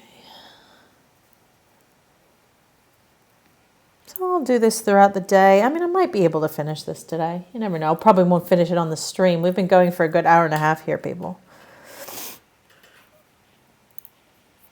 And I am cooking today. It is my day to cook. So we talked about this yesterday. I am making a traditional, it's a superstition really, for New Year's. I'm making Hoppin' John, which is a Southern American black-eyed peas. I've got ham hocks. And the idea is, it's black-eyed peas or beans for New Year's is because the little round things are like coins. And so it's to bring you sort of, success and money in the new year. So yeah, I'm making Hoppin' John in the Instant Pot tonight for dinner. And we're still working on that chocolate Yule log. It's in the fridge. We've still been working our way through that. There's still a couple pieces of that left. And then I made an apple crisp yesterday for New Year's as well. So lots of eating happening here. It's inevitable. Rod will brew. You're in Munich. Yeah, but the interesting thing, Munich is a beer culture, and beer here is cheap. Like a 40-ounce bottle, which is would be a big can, bigger than the big cans you get at it'd be like one of the batch style bottles, Jody, in the supermarket here of Franziskaner or one of the big Munich breweries. A bottle of their lager is 88 euro cents, which is like $1.25 in the grocery store. It's so cheap for really good plain, Helles, which is light lager here. Super cheap. And plus the bottle, you get a deposit on the bottle, so you take that back as well. So beer here, that beer is really cheap. However, craft beer, Munich doesn't have much. It has more of a craft beer scene now than it used to. But, Germany has had these sort of beer purity laws, the Reinheitsgebot, for a long time, which says that, you can only sell things as beer that can only have these sort of 4 or 5 ingredients in them, of which fruit and all this extra stuff that's in the craft beer scene now, none of that is actually allowed here. And so they've been loosening it up. And so there are microbreweries here now. And so we found... not far from us, sort of a 5-10 minute bike ride, there is a sort of pub, bar / beer takeaway that does craft beer. And so we went there, like 2 weeks ago, and bought like 6 assorted, sour. We got a couple sours. We got, I think, what's couple different ones. I think one was like a cloudy, hazy IPA, a couple different things. But this is the interesting thing. A bottle or can of the craft beer was like €6. It was like 7 or 8 times the cost of the big traditional German beer. And so it was fun to have and to be able to try them, and Rod's put them all on Untapped. But like, I find it hard to justify when the normal beer, like this, like the beer that the Oktoberfest beer, the supermarket beer, is damn good, and it's so cheap, and it's sort of like, every now and then, maybe as a treat, I would get one of the craft beers, but I guess, I don't know. I found it difficult to justify. I mean, I've justified the expenses. Look, I know these places are doing it tough right now, and I want to support them and stuff, but man, the price differential was massive. Victor wants to know if there's German champagne. Well, we've been exploring German wine a little bit. Obviously, Germany has wine. The cool thing is, they sell alcohol in the supermarket here. Like actually the supermarket, not like an added-on liquor store. And so we've had a couple bottles of German wine. I wouldn't say we've been very systematic about our approach there. I'm not a fancy wine drinker by any means. We had Prosecco for New Year's Eve. I didn't see where the Prosecco was from. I didn't actually see where it was from. But yeah, you can definitely get German wine. I don't know about sparkling. I will investigate for you and see what I can find on the sparkling front. How long are my sleeves now? Like 2 inches? Keep going.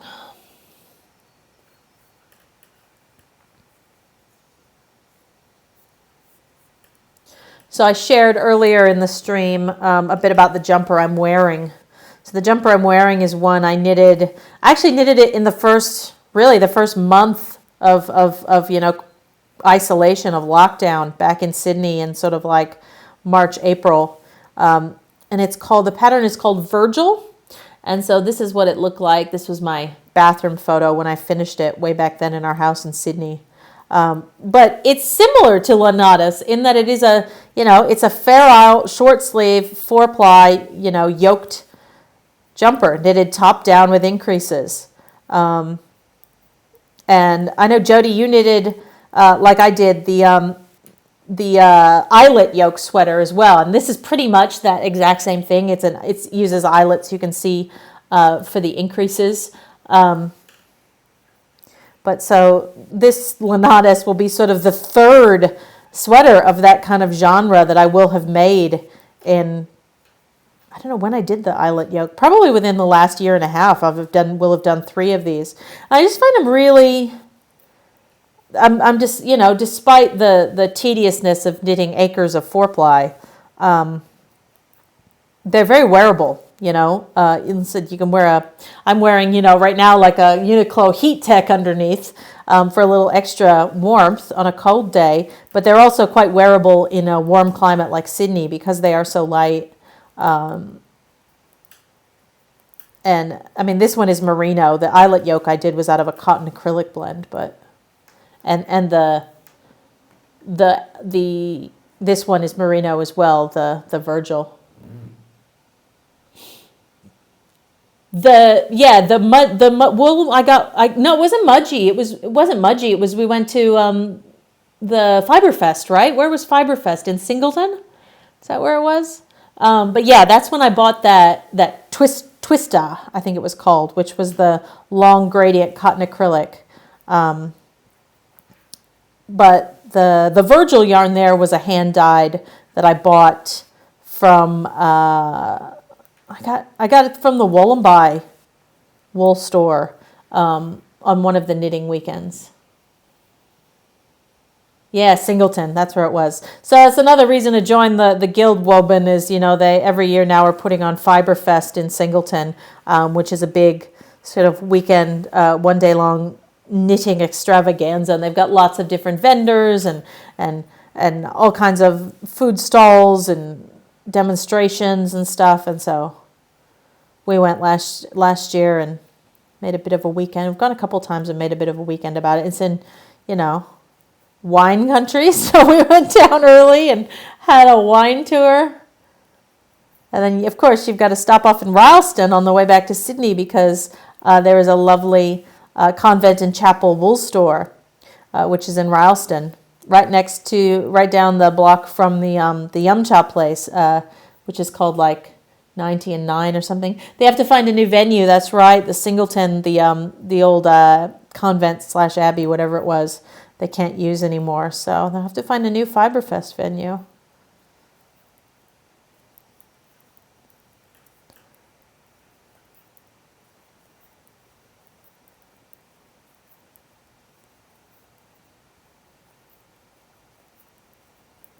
I've still got that string quartet in my head. I was saying from Bridgerton, if you enjoyed Bridgerton, the producers have put out on Spotify, you can listen to the soundtrack. And there's also a short 6-song playlist of the modern pop covers they did with the string quartet. And so the one I have in my head now is what's it called? Girls Like This or something from is it Maroon 5 or Adam, what's his name? But yeah, they had that in the show covered by like a string ensemble. And I was listening to it over breakfast today. And so I've just had that running in the back of my mind for the last 2 hours. Woban went to the 2019 one. Well, I would have been there. Aw, we crossed paths and didn't know it.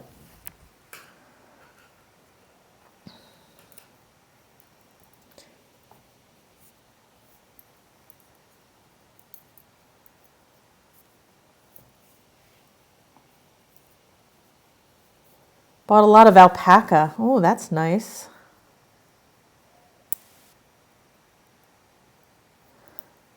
I have a feeling, look, I've only been to the yarn store here in Munich since we've been here in the last 4 months twice because they've been shut down most of the time. But last year on our 3-day visit, I actually hit 3 or 4 in that time. And I was trying to buy wool as souvenirs for friends. I think Jody got a skein of that. But similar to Australia, I had a hell of a time trying to find actual local, we're talking about local beer, trying to find local wool because so much is now mass produced.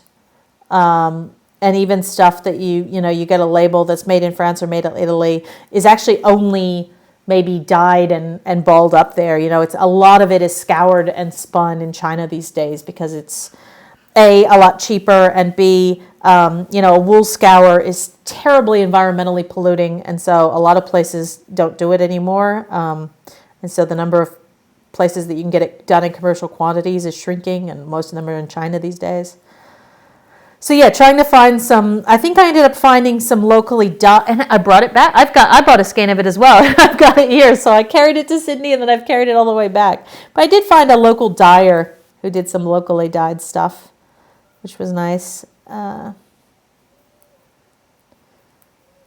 I need to find out what the Munich equivalent of Fiberfest is. If there's any craft shows. Obviously, none of that will be happening now, but maybe this year. Fingers crossed. The vaccine is approved, and Angela is ramping up the immunization strategy.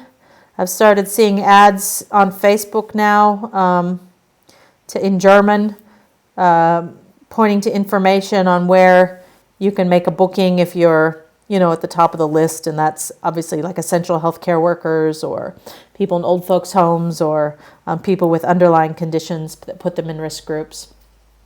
So it'll be a while before we get it, but based on the way that they've handled testing here, I expect that the immunization strategy will be similarly efficient and organized. There's actually 2 testing centers within walking distance of us. There's one actually down on the Wiesn where Oktoberfest happens. They've turned that into a massive drive-in corona testing center. And then 5 minutes the other direction from us is actually, if you follow my blog, the public transport museum that we went to a few months back. That's actually now a corona testing center because the museum's closed.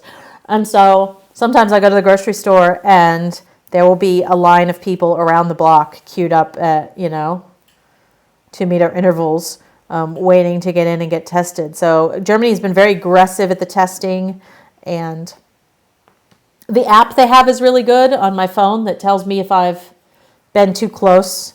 It basically tells you how many times within the last 2 weeks you have been near someone that later tested positive, and it uses both proximity and the time that you're near them, and it uses the built-in Apple and iOS and Android SDKs and APIs so that you don't have to have your phone turned on for it to work. Australia. So it works really nice. And luckily mine has been showing 0 for the last few weeks because we've been hermits.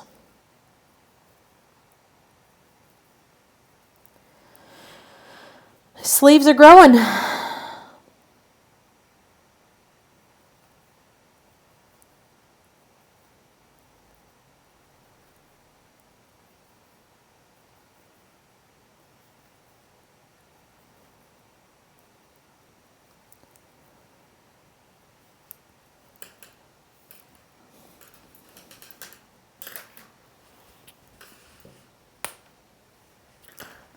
Okay, flip it around. Okay, I'm onto the metal needle this time. Just make sure my wool's not tangled up. I've still got to weave in some ends, even though it's a seamless jumper. I've still got a few ends to weave in, so you can never fully escape that fate. There's always a few. Like I said, I will close up that little gap at the armpit where the 2 needles meet.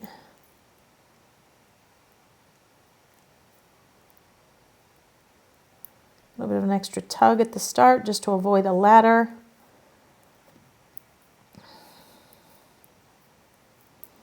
Yeah, that's pretty good. Like there's no obvious ladder there. Where the 2 needles meet. It's not stretching out there in any way. So that's what you want. If you don't do that, you can end up with sort of a kind of a gap there where that stitch gets stretched out. The other technique you can do is you can move that point. I could shift a couple stitches from one needle to another every so often so that it isn't the same point every time, but I'm not particularly worried about it.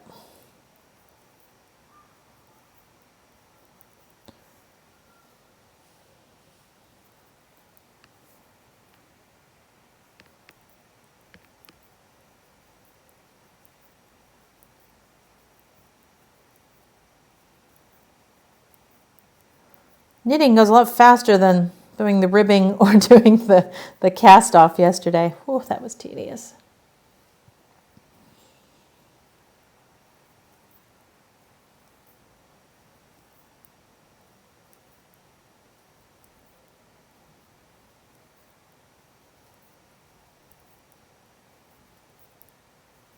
I need to investigate those circular needles you guys told me about yesterday as well.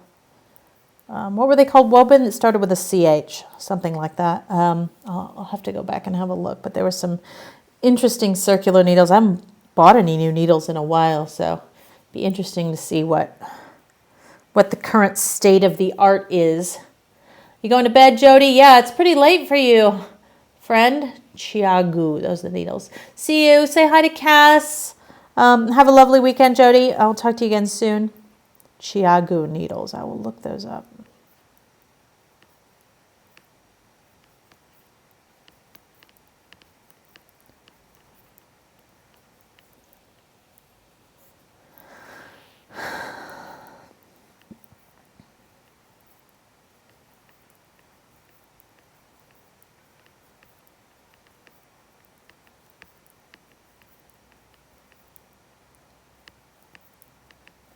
Should probably have some lunch at some point too. I know we had that sausages and pretzels for breakfast. It's really kind of filling. They have a new type of needle premiering in Cologne. You're kidding. Oh, this is relevant to my interests. Chiao Gu.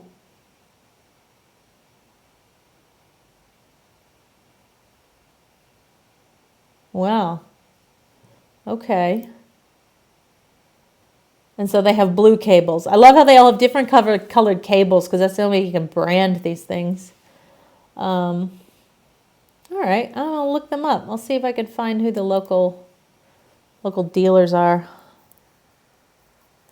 There's also a sewing shop near me, which looks really cute and do classes. So it's my sewing resolution for 2021. You know, so what we've got? I've got making the Bavarian outfits for myself and Rod for this year. That's a resolution. I've got finishing off the Rowan Farrell cardigan. That's another resolution.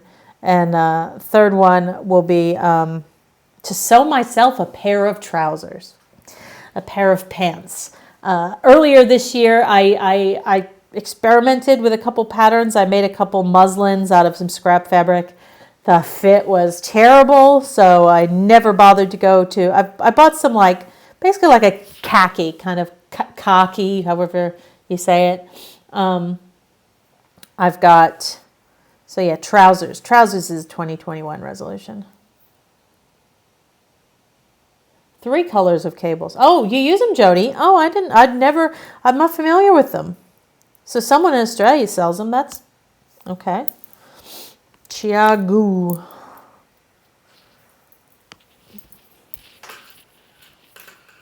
Yeah, I want to sew pants this year. So if anyone has a really nice recommendation for a trouser pattern, please let me know. You might just be a knitter watching me, but I have streamed a couple times sewing as well. See you, Liz. See ya.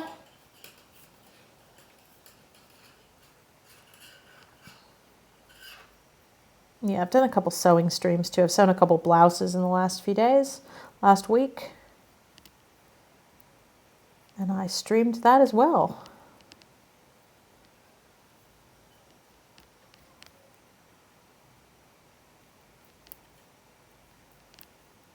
If you want to see any of my earlier streams, by the way, they stay on Twitch for 2 weeks. But then what I'm doing is I'm archiving them over to my YouTube channel, which I will share the URL here. So if you want to, you can see past stuff on my YouTube channel. I have a playlist for knitting. I'll be setting up a playlist today. I need to add the sewing episodes, the sewing streams over to that as well. But that's where I'm moving them over, a week or so after they happen, I move them over to YouTube. So that's where they'll be permanently going forward. So if you miss them live or you want to catch them up later, go back and see. That's where they live.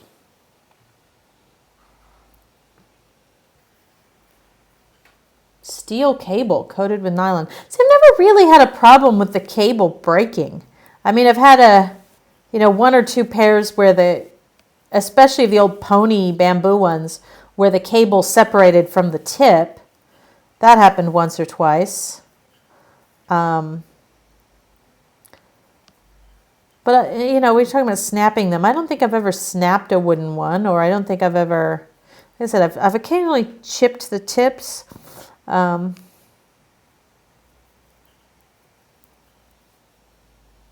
Oh, it's that it has no memory. Oh God, yeah, I'd love that. I mean, look at this annoying plastic crap. Yeah, ooh, that would be good.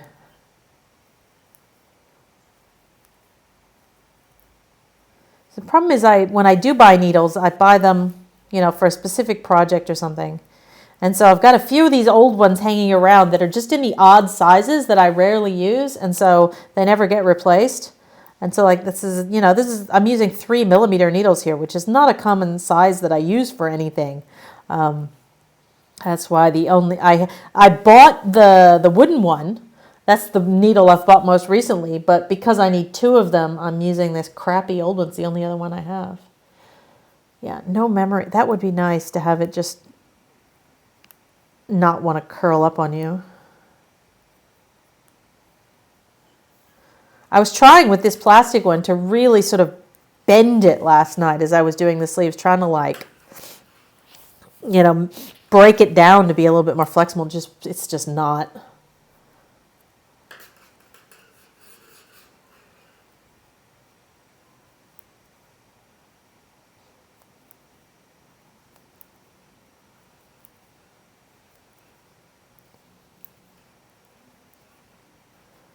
People keep joining the stream. I think I had like nearly 30 people yesterday popping in and out at various times. So if you are joining the stream, welcome. My name is Kris. I am an American Australian living in Munich, Germany as of 4 months ago. And I am a knitter and a sewer. And I work in tech. Which is why I'm streaming myself. If the pattern I'm making, if you're curious, the pattern I'm making is called Lanatus by Susan Crawford. The details are on your screen there. The wool I'm using is Lana Grossa Cool Wool Fine, which is a 4-ply or fingering weight, whichever term you use, merino wool. So it's quite, it's not a lace weight, but it's pretty fine. And I'm currently, this is a top-down feral yoked short sleeve. It's going to be sweater. This is what it looked like the other day when I tried it on. So it's got a feral design around the shoulders and yoke, and I'm currently knitting on the sleeves. So that's what I'm working on at the moment. And I'm doing both sleeves at the same time on 2 circular needles so that they're the same length. And because I suffer from second sock, second sleeve syndrome. But if you'd like to subscribe, if you hit the subscribe button, you can get a notification whenever I stream. I normally stream on Sunday mornings, Germany time. That's sort of the one that's locked in. And then because I'm on holiday, I've been streaming a little more over these Christmas holidays. But so then you'll get a notification when I go live in case I do any impromptu ones. But this project will be wrapping up soon. I might even be able, depending on how long I make these sleeves, might be able to finish it today. So I've got to knit the sleeves a couple inches long, knit on a short ribbed cuff and cast them off. And then I need to go back and weave in some ends.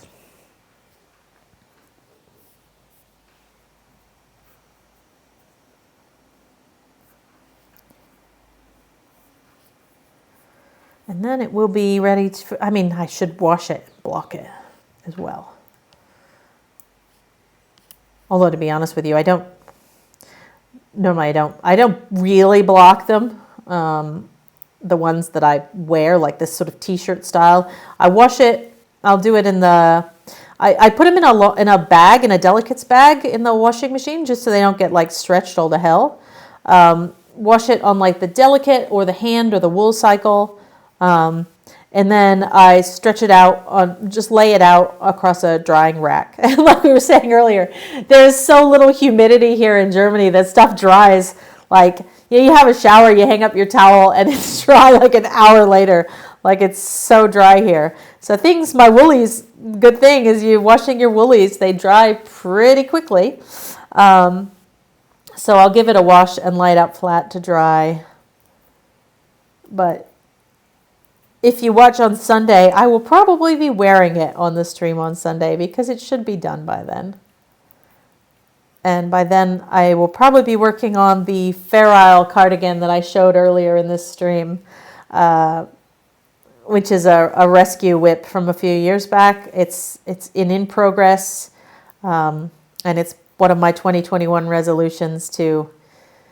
I thought I was gonna have to frog it, but in looking at it today, it looks like it's rescuable. So I'll be seeing what I need to do to make that wearable. Oh, thanks for the follow, Pia. Pia Way of Living, appreciate that. I was saying earlier, one of the things, I'm fairly new to streaming on Twitch. I've been doing it for the last month or two, but they do all these sort of gamified things, and so as a streamer, once you get to 50 subscribers, you get like 50 followers, you unlock some other capabilities. So I actually don't even know what it is, but they tell me how close I am to my goal of 50. So every follow gets me a little bit closer. So I'm at 29 now. Thanks folks who followed me. That's really cool to see that little number growing.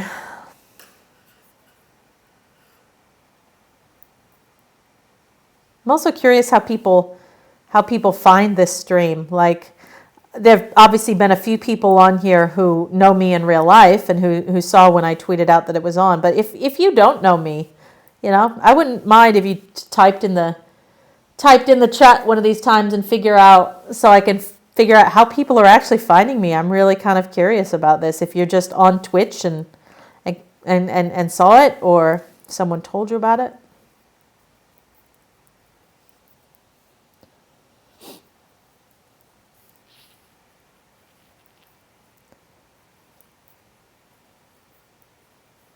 Affiliation, you think that's what I get if I get 50? I'm not really doing this to make money. I don't know how that works. I'm really just doing it because I miss my knitting circle. And this is the closest thing that I have. My Stitch and Bitch group back in Sydney still does a weekly Zoom call, but it's at a time, because right now it's a 10-hour time difference. I never get up early enough to make it on. Hi, Pia.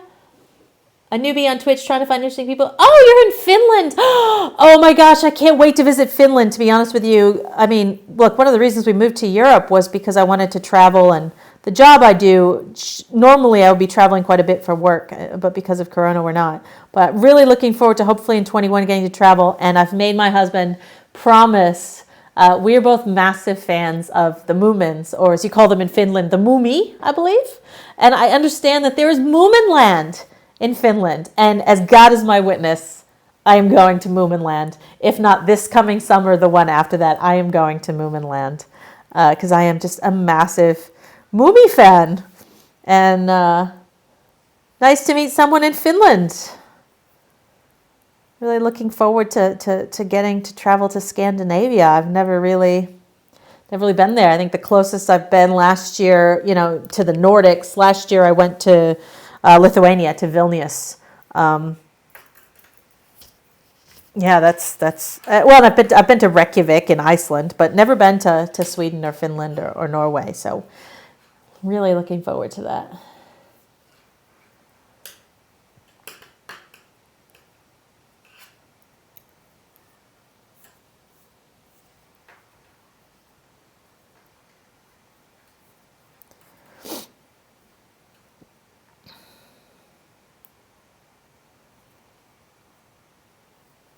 And again, right whenever I join the new needle, just pulling the first couple stitches a little tighter to avoid the ladder. Normally I try to avoid yanking on it, but I deliberately yank on it there. You went to Moomin Cafe in Japan. Oh, that's cool. Yeah, I actually, a few years back, was in Hong Kong for work. And I discovered there was a Moomin Cafe in Hong Kong. Unfortunately, it has since closed. But I was able to go at the time, and I went by myself, and like everyone else in there was like a family with children, and it was just me. I was like, yes, I'd like a table for one, please. And so I set a table. I think Moomin Papa sat with me as well, because they have these giant stuffed Moomin creatures, and they bring them around to sit with you. And so, yeah, I actually, I loved it. It was so much fun. I took pictures of everything. I think it's on my blog somewhere, but I ordered for dessert this multi-tiered dessert that they brought out in a ceramic Moomin house, where each floor had like a different thing in it, and it had a little Mai figurine, who is actually here. She came with me to Germany because she was a take-home. And I remember just going nuts in the gift shop afterwards and buying tons of gifts for people. So got a little Hattie Fattener necklace, and big Moomin fan. Pancakes and raspberry juice. And if you have no idea what I'm talking about, you should look up The Moomins. It's a charming series. It was a comic book strip. It was a children's book series. There are there are a couple animated series that you can watch on YouTube and other various online services, stop motion animation one. Interesting, there is a yarn tie-in. I discovered this the other day. There is one of the Finnish yarns. The name of it escapes me, but Pia probably knows. Moominland is in Nantail. Okay, yeah, all right. Yeah, I'm definitely going. There's a Finnish knitting yarn that came out with, I think, two of their lines have a Moomin theme. And so the colors are sort of Moomin themed, and then they've put out a range of patterns that go with them. So there's like a jumper that's got like a Moomin on it. There's some socks with Moomin Papa on them. There's of course a knitted Moomin troll. So there is a Moomin yarn, and I think Ravelry, if you look up Moomins, you will find you can find it. But yeah, I was actually looking at their online. I think they had some Facebook contest you could win, like a year's supply of the yarn or something. I signed up for, of course didn't win.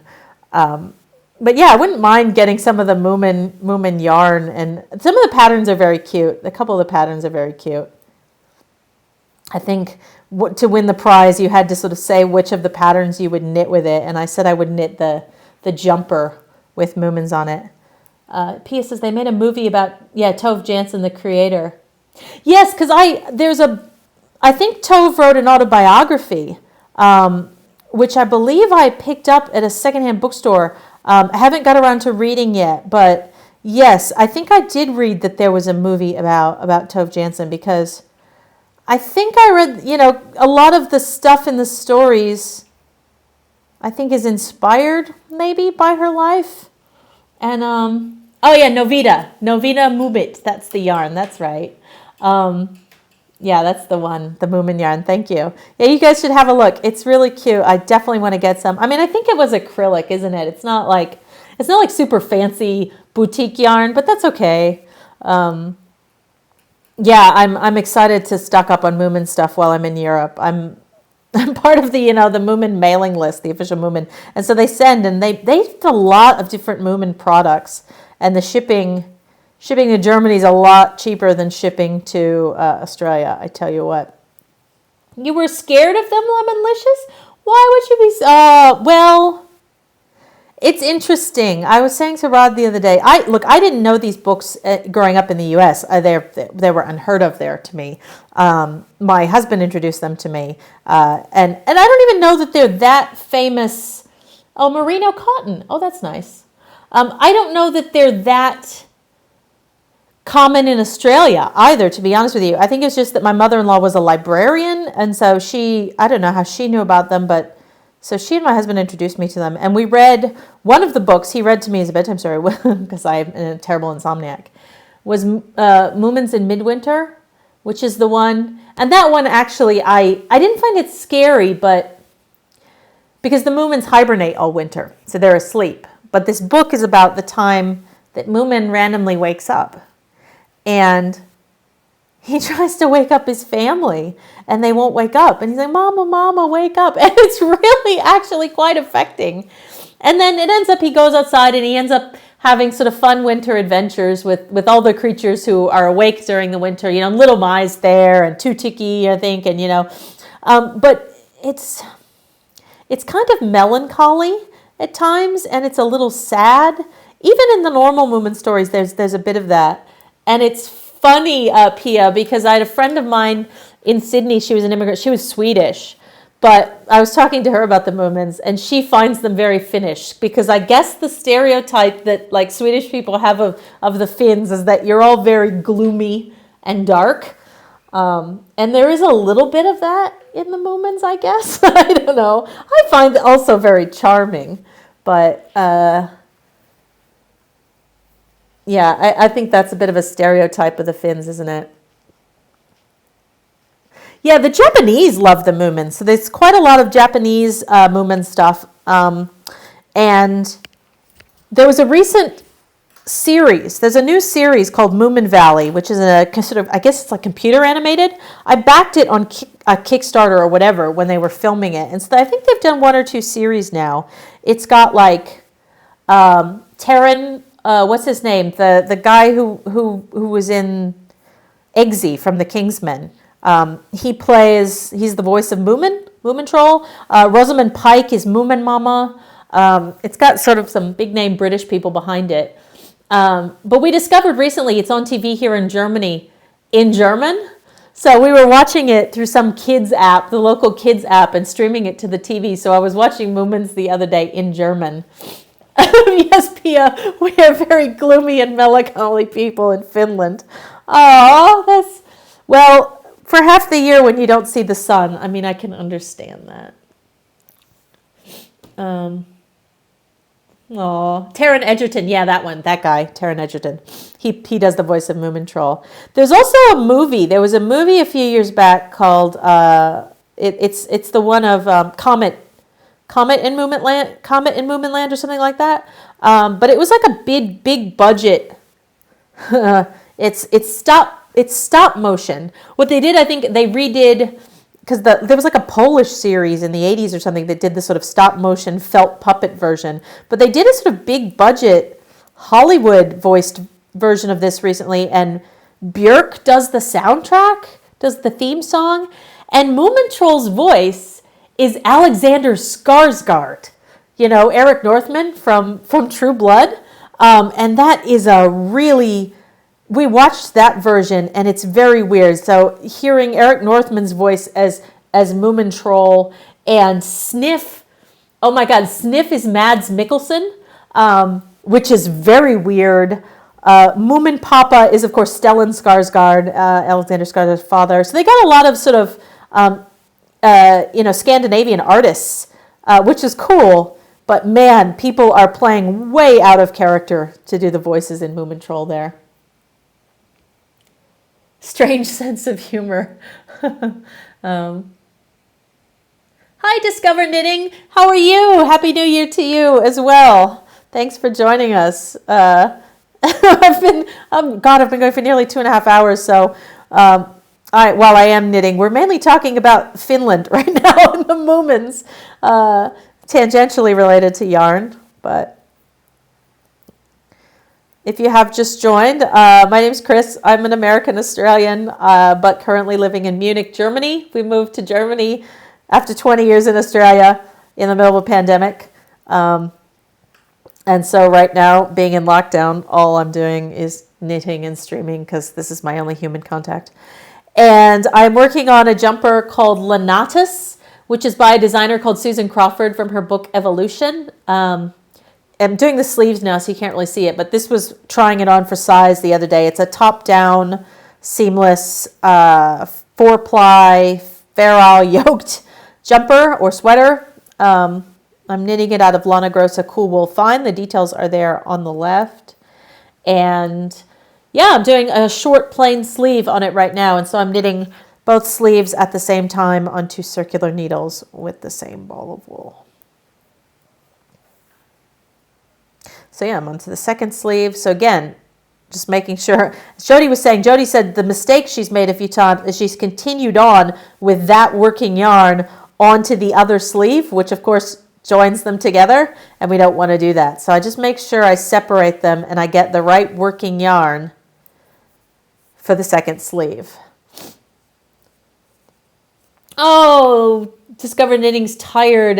Puppies got scared of the fireworks. Yeah, that sucks. I know a lot of house pets get very freaked out by fireworks. Where we lived in Sydney was, we weren't inside of the harbor, but we were fairly close to the city. And so usually on New Year's Eve, the booms from the Sydney Harbor Bridge fireworks would be quite loud where we lived.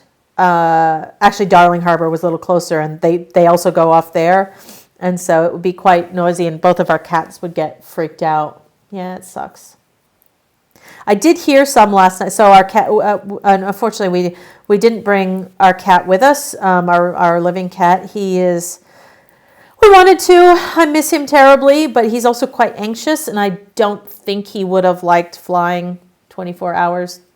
He would not have survived that. So we're renting our house back in Australia, and my friend who's renting it is looking after him. And she sends me photos of him all the time, curled up in his favorite place on his favorite cushion. And so while I'm sad he is not here, I think it's the best thing for him, and he's being well looked after. And he'll be there when we go back eventually. But I hope your puppy's okay. You love the knitwear. Well, you've come to the right place. I mean, I realized when I was coming up to this, I've got to go get on the stream. And Rod says, what jumper are you going to wear today? Because I've been wearing a different sweater whenever I do this, because I have to show you guys something different. And I didn't actually bring all the sweaters I've ever knitted, so I'm going to run out here soon enough. But the one I am wearing today was the one I knitted in the first month or two of COVID isolation this year back in Australia. And it was called Virgil. And so that's what it looked like when I finished it. That's what it looks like now. And that's out of a hand-dyed 4-ply wool. There's a close-up so you can see the colors a little better. I bought the wool at a knitting weekend away in wine country in Australia from a yarn store, and picked it because I thought the colors reminded me of Wonder Woman. It's a very a sort of deep, and I don't like those speckled yarns are really in fashion right now. I'm not a big fan of it. We were talking about it yesterday. I prefer a sort of really deep saturated color. And so this blue is, and it's not a flat color. It's got a little bit of variation in it, but it's quite a deep blue. And then I had like 3 or 4 skeins of the blue, and then I got one each of this sort of dark maroon and a gold.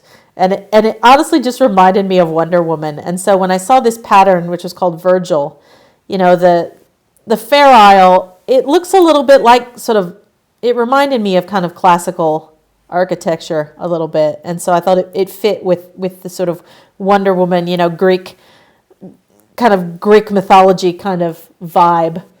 Yeah, it is Wonder Woman. So that was the vibe I was going for with Virgil.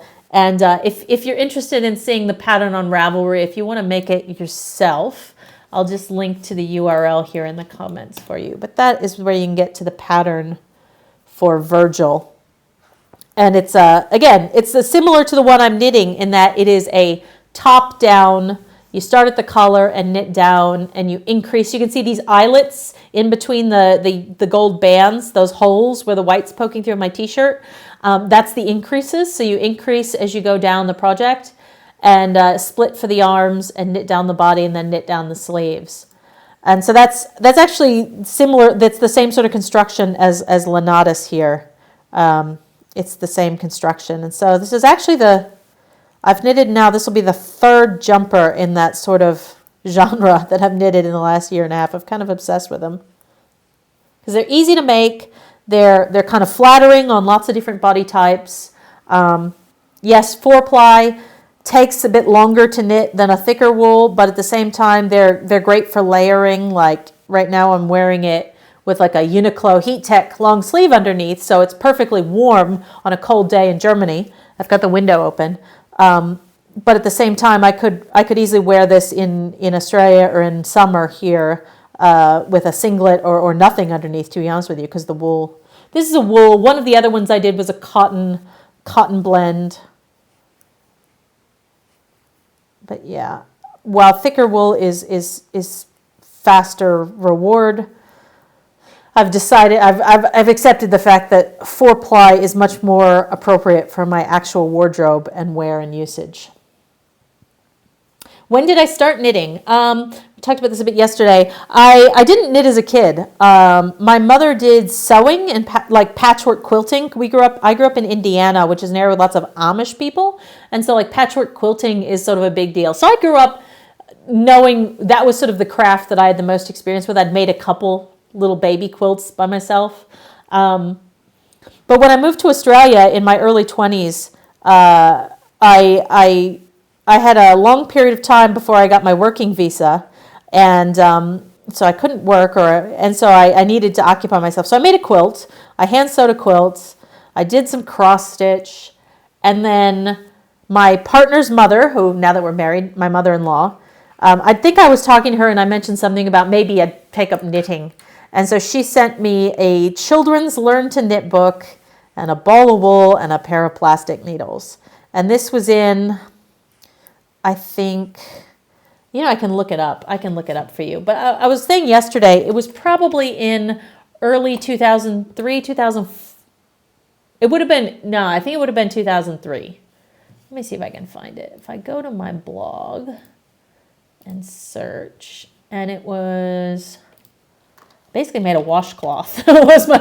was my or pot holder. Pot holder, that's what I called it. And I think I had to pull the damn thing apart like 10 times. Yeah, here it is. End of 2002. Wow, a little bit early. So I've been knitting for 18 years. So I'll put it here in the chat, but that is my very first. I put it on the scanner. It's ridiculous. Yeah, and so I moved on from pot holders to the Harry Potter. Hi, Melissa. Thanks for joining, Melissa. Melissa was here yesterday. Yeah, I moved on very quickly to knitting the house scarves from the Harry Potter movies because those were very big in the early 2000s. And so I churned out several of those. And that's when I got a lot better at knitting because it was just, miles of cranking through stocking stitch. Yeah, short sleeves on the Virgil. Yeah, and I'm doing short sleeves on Lenatus as well, Pia. There is an option to do full long sleeves. Part of the decision is that this is my last ball of wool. And so if I wanted to do the long sleeves, I would need to arrange for another ball. The knitting shop, unfortunately, I believe all the knitting shops are closed right now due to we're under lockdown for a few more weeks. And so I don't know. I'd have to check their website and see if they're doing mail order. Try to get the same dye lot to match. Much easier to just do the short sleeve, to be honest with you. And I like the short sleeves. They work. But yeah, the pattern does have a few different options. No, it's not the simplest pot holder to make for a beginner. I don't know why. I didn't do just like a simple garter stitch or something. I think it was a pattern in the book. And yeah, but I persevered. And so I then made a whole bunch of, as I said, like Gryffindor and Slytherin and Hufflepuff scarves for people. And I moved on to doing some sweaters, most of which were not that great. Yeah, so, but wow, I hadn't realized it was that long, 18 years. That's longer than I thought. And so I did a couple years after that. I work in the tech industry. I was a web developer back then, and I actually got burnt out, and I quit. In 2004, I quit my job, and I went to the knitting shop because I'd gotten to be friends with the owner, and I said, I've just quit my job. Are you going to give me a job or not? And I was working at the knitting shop. Ended up working at the knitting shop in Sydney, Morris and Sons, which was then called Tapestry Craft, for nearly 4 years, and absolutely loved it. I really didn't. I didn't escape tech entirely. I rebuilt their entire website and got their e-commerce presence established, and did a lot with their online stuff. That was right as Ravelry was taking off. So I set up the Australian Knitters group and got them onto Ravelry and things like that. And yeah, managed the shop, taught classes, taught people to knit, helped bring in sort of some of the first lots of like Noro and the interchangeable circular needles in Australia and stuff like that. It was so fun. I really loved it. And so I did a lot of knitting, obviously, when I was working at the craft store. Eventually went back to tech solely because of the fact that we bought a house and got a mortgage, and my salary, I was being paid as well as they could afford to pay me at the craft store. But as soon as I went back to tech, I was earning double, and then within a few years, triple what I'd been making at the yarn store. So couldn't really justify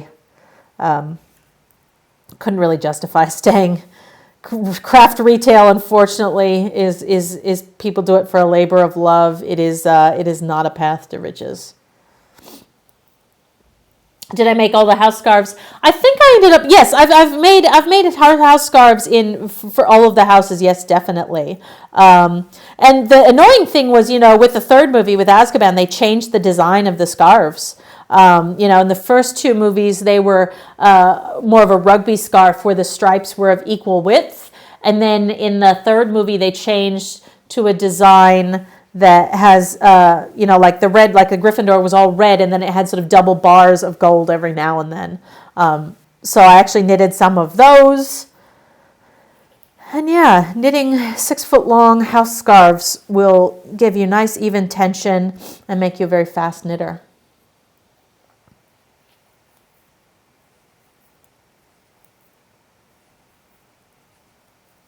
But I think I think a lot of non-knitters think that, oh, you must have been doing that since you were a small child. And no, I learned it as a grown-up. And I mean, right now, it is embarrassingly easy to learn to knit. Like, there's so many YouTube videos for how to knit. You don't... when I started, it predated YouTube, or I think YouTube was very, very early days, and I wouldn't have never even thought to go there and look up how to knit. Instead I went to the craft store and I took a class. I didn't do the how to knit class. I did like an intermediate knitting class like a year or two later. I've taught kids to knit, and to be honest with you, most little kids don't have the patience. There's a certain amount of like focus and concentration you need, and so I've taught between 5 and 10-year-olds, and there's a certain amount of hand coordination you need and a certain amount of mental focus. And I don't think I would have been interested as a kid. Now you can knit, listen to podcasts, watch Twitch streams, watch Netflix. Yeah, thank God for YouTube. Yeah, exactly. So for those who didn't hear earlier, these streams are active on Twitch for 2 weeks, and then I archive them over to my YouTube channel, which is here. I will share that.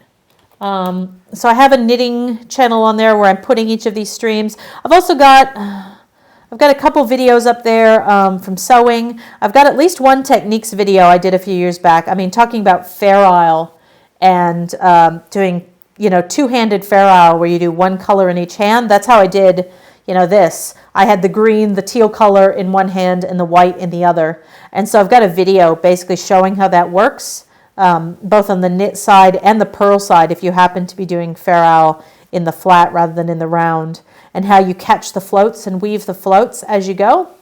So there's some technique videos on there. Oh yeah, watching traditional knitting style when you're used to continental.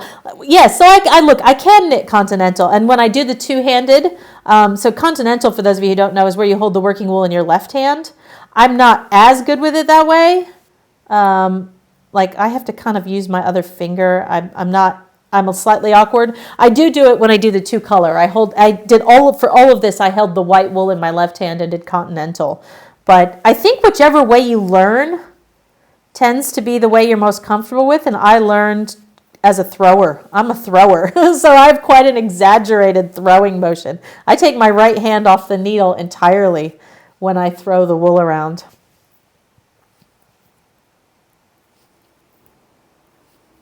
But continental, look, if you can knit continental, I often, if I'm teaching a lefty, or if a lefty is interested in learning to knit, I will often recommend that they learn continental style, because it's much better. I think it's actually a better way of knitting. It's a smaller movement, so in terms of getting repetitive injuries, it's better for your hands, and it's actually faster as well. I think if you look up some of the fastest knitters in the world, they will be knitting continental style because it's a smaller movement. When I do this throwing, there's a lot of wasted energy there and wasted movement in doing that throw. I can do a smaller, I don't have to take my hand off I can do a smaller movement if I want to. It's just my sort of default style is that throw. Continental. I like Continental a lot. Continental's also good if you come from crochet. Yeah, and maybe that's part of the problem I have with crochet as well, is getting the tension, holding the tension in my left hand. I'm very right-handed. That's the other problem. I'm very right-handed and sort of quite awkward with my left hand. And so getting to the point where I could do the two-handed Fair Isle, like that was an accomplishment to be able to do that.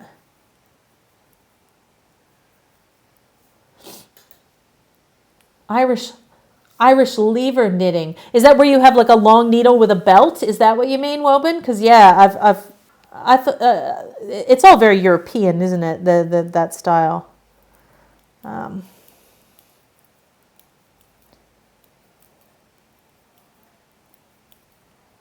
mean, it's good to be able to switch it up. And I know if people who suffer from arthritis or things like that, being able to switch it up is quite good. The other thing I've heard of people doing, and I don't know if you've seen that, is like, let's imagine I'm knitting flat here. I get to the end of the row, and let me get to the end of this row. And instead of turning and going back the other direction, you just move the working wool to the left hand and start knitting the other way, like knitting backwards. So you never actually turn the piece. You keep it faced towards you the whole way. That would be an interesting party trick to learn.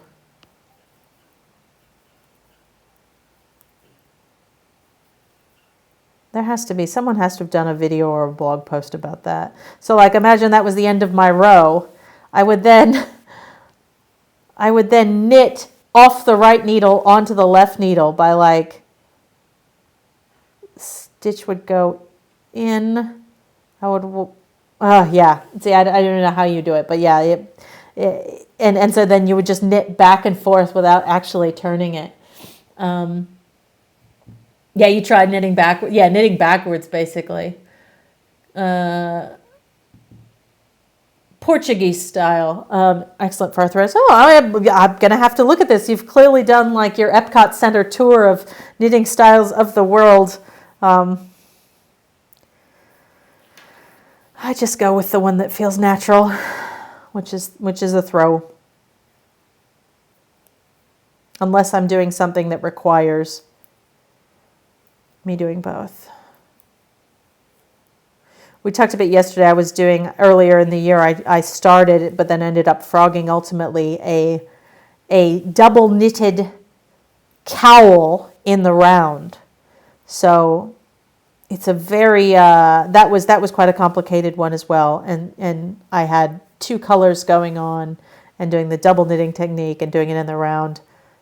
I just remember that being quite awkward, especially the cast on.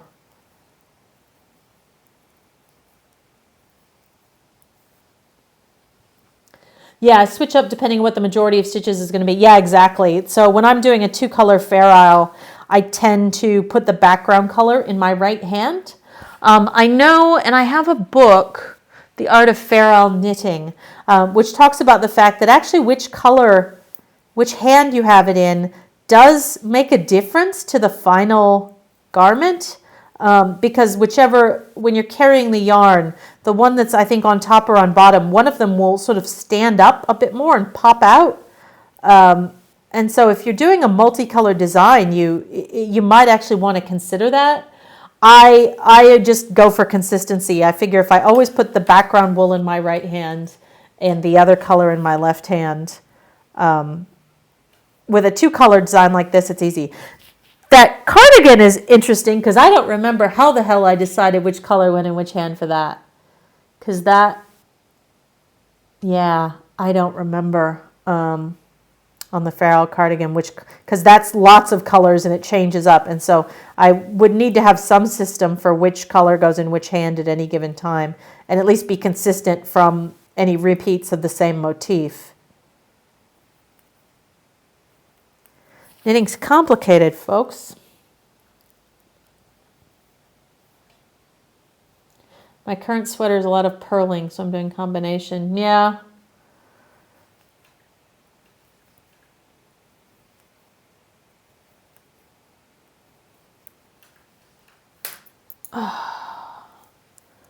Been going for a good 2.5 hours now. Probably going to take a break, go have some lunch. Have a drink of water. So I'll probably call it there for the day, folks. But thank you for joining me. I said I'll be back Sunday morning. Usually I go at, well, I aim for 10 a.m., which was 4 hours earlier than now. But depending on how late I sleep, and sometimes that is not achievable.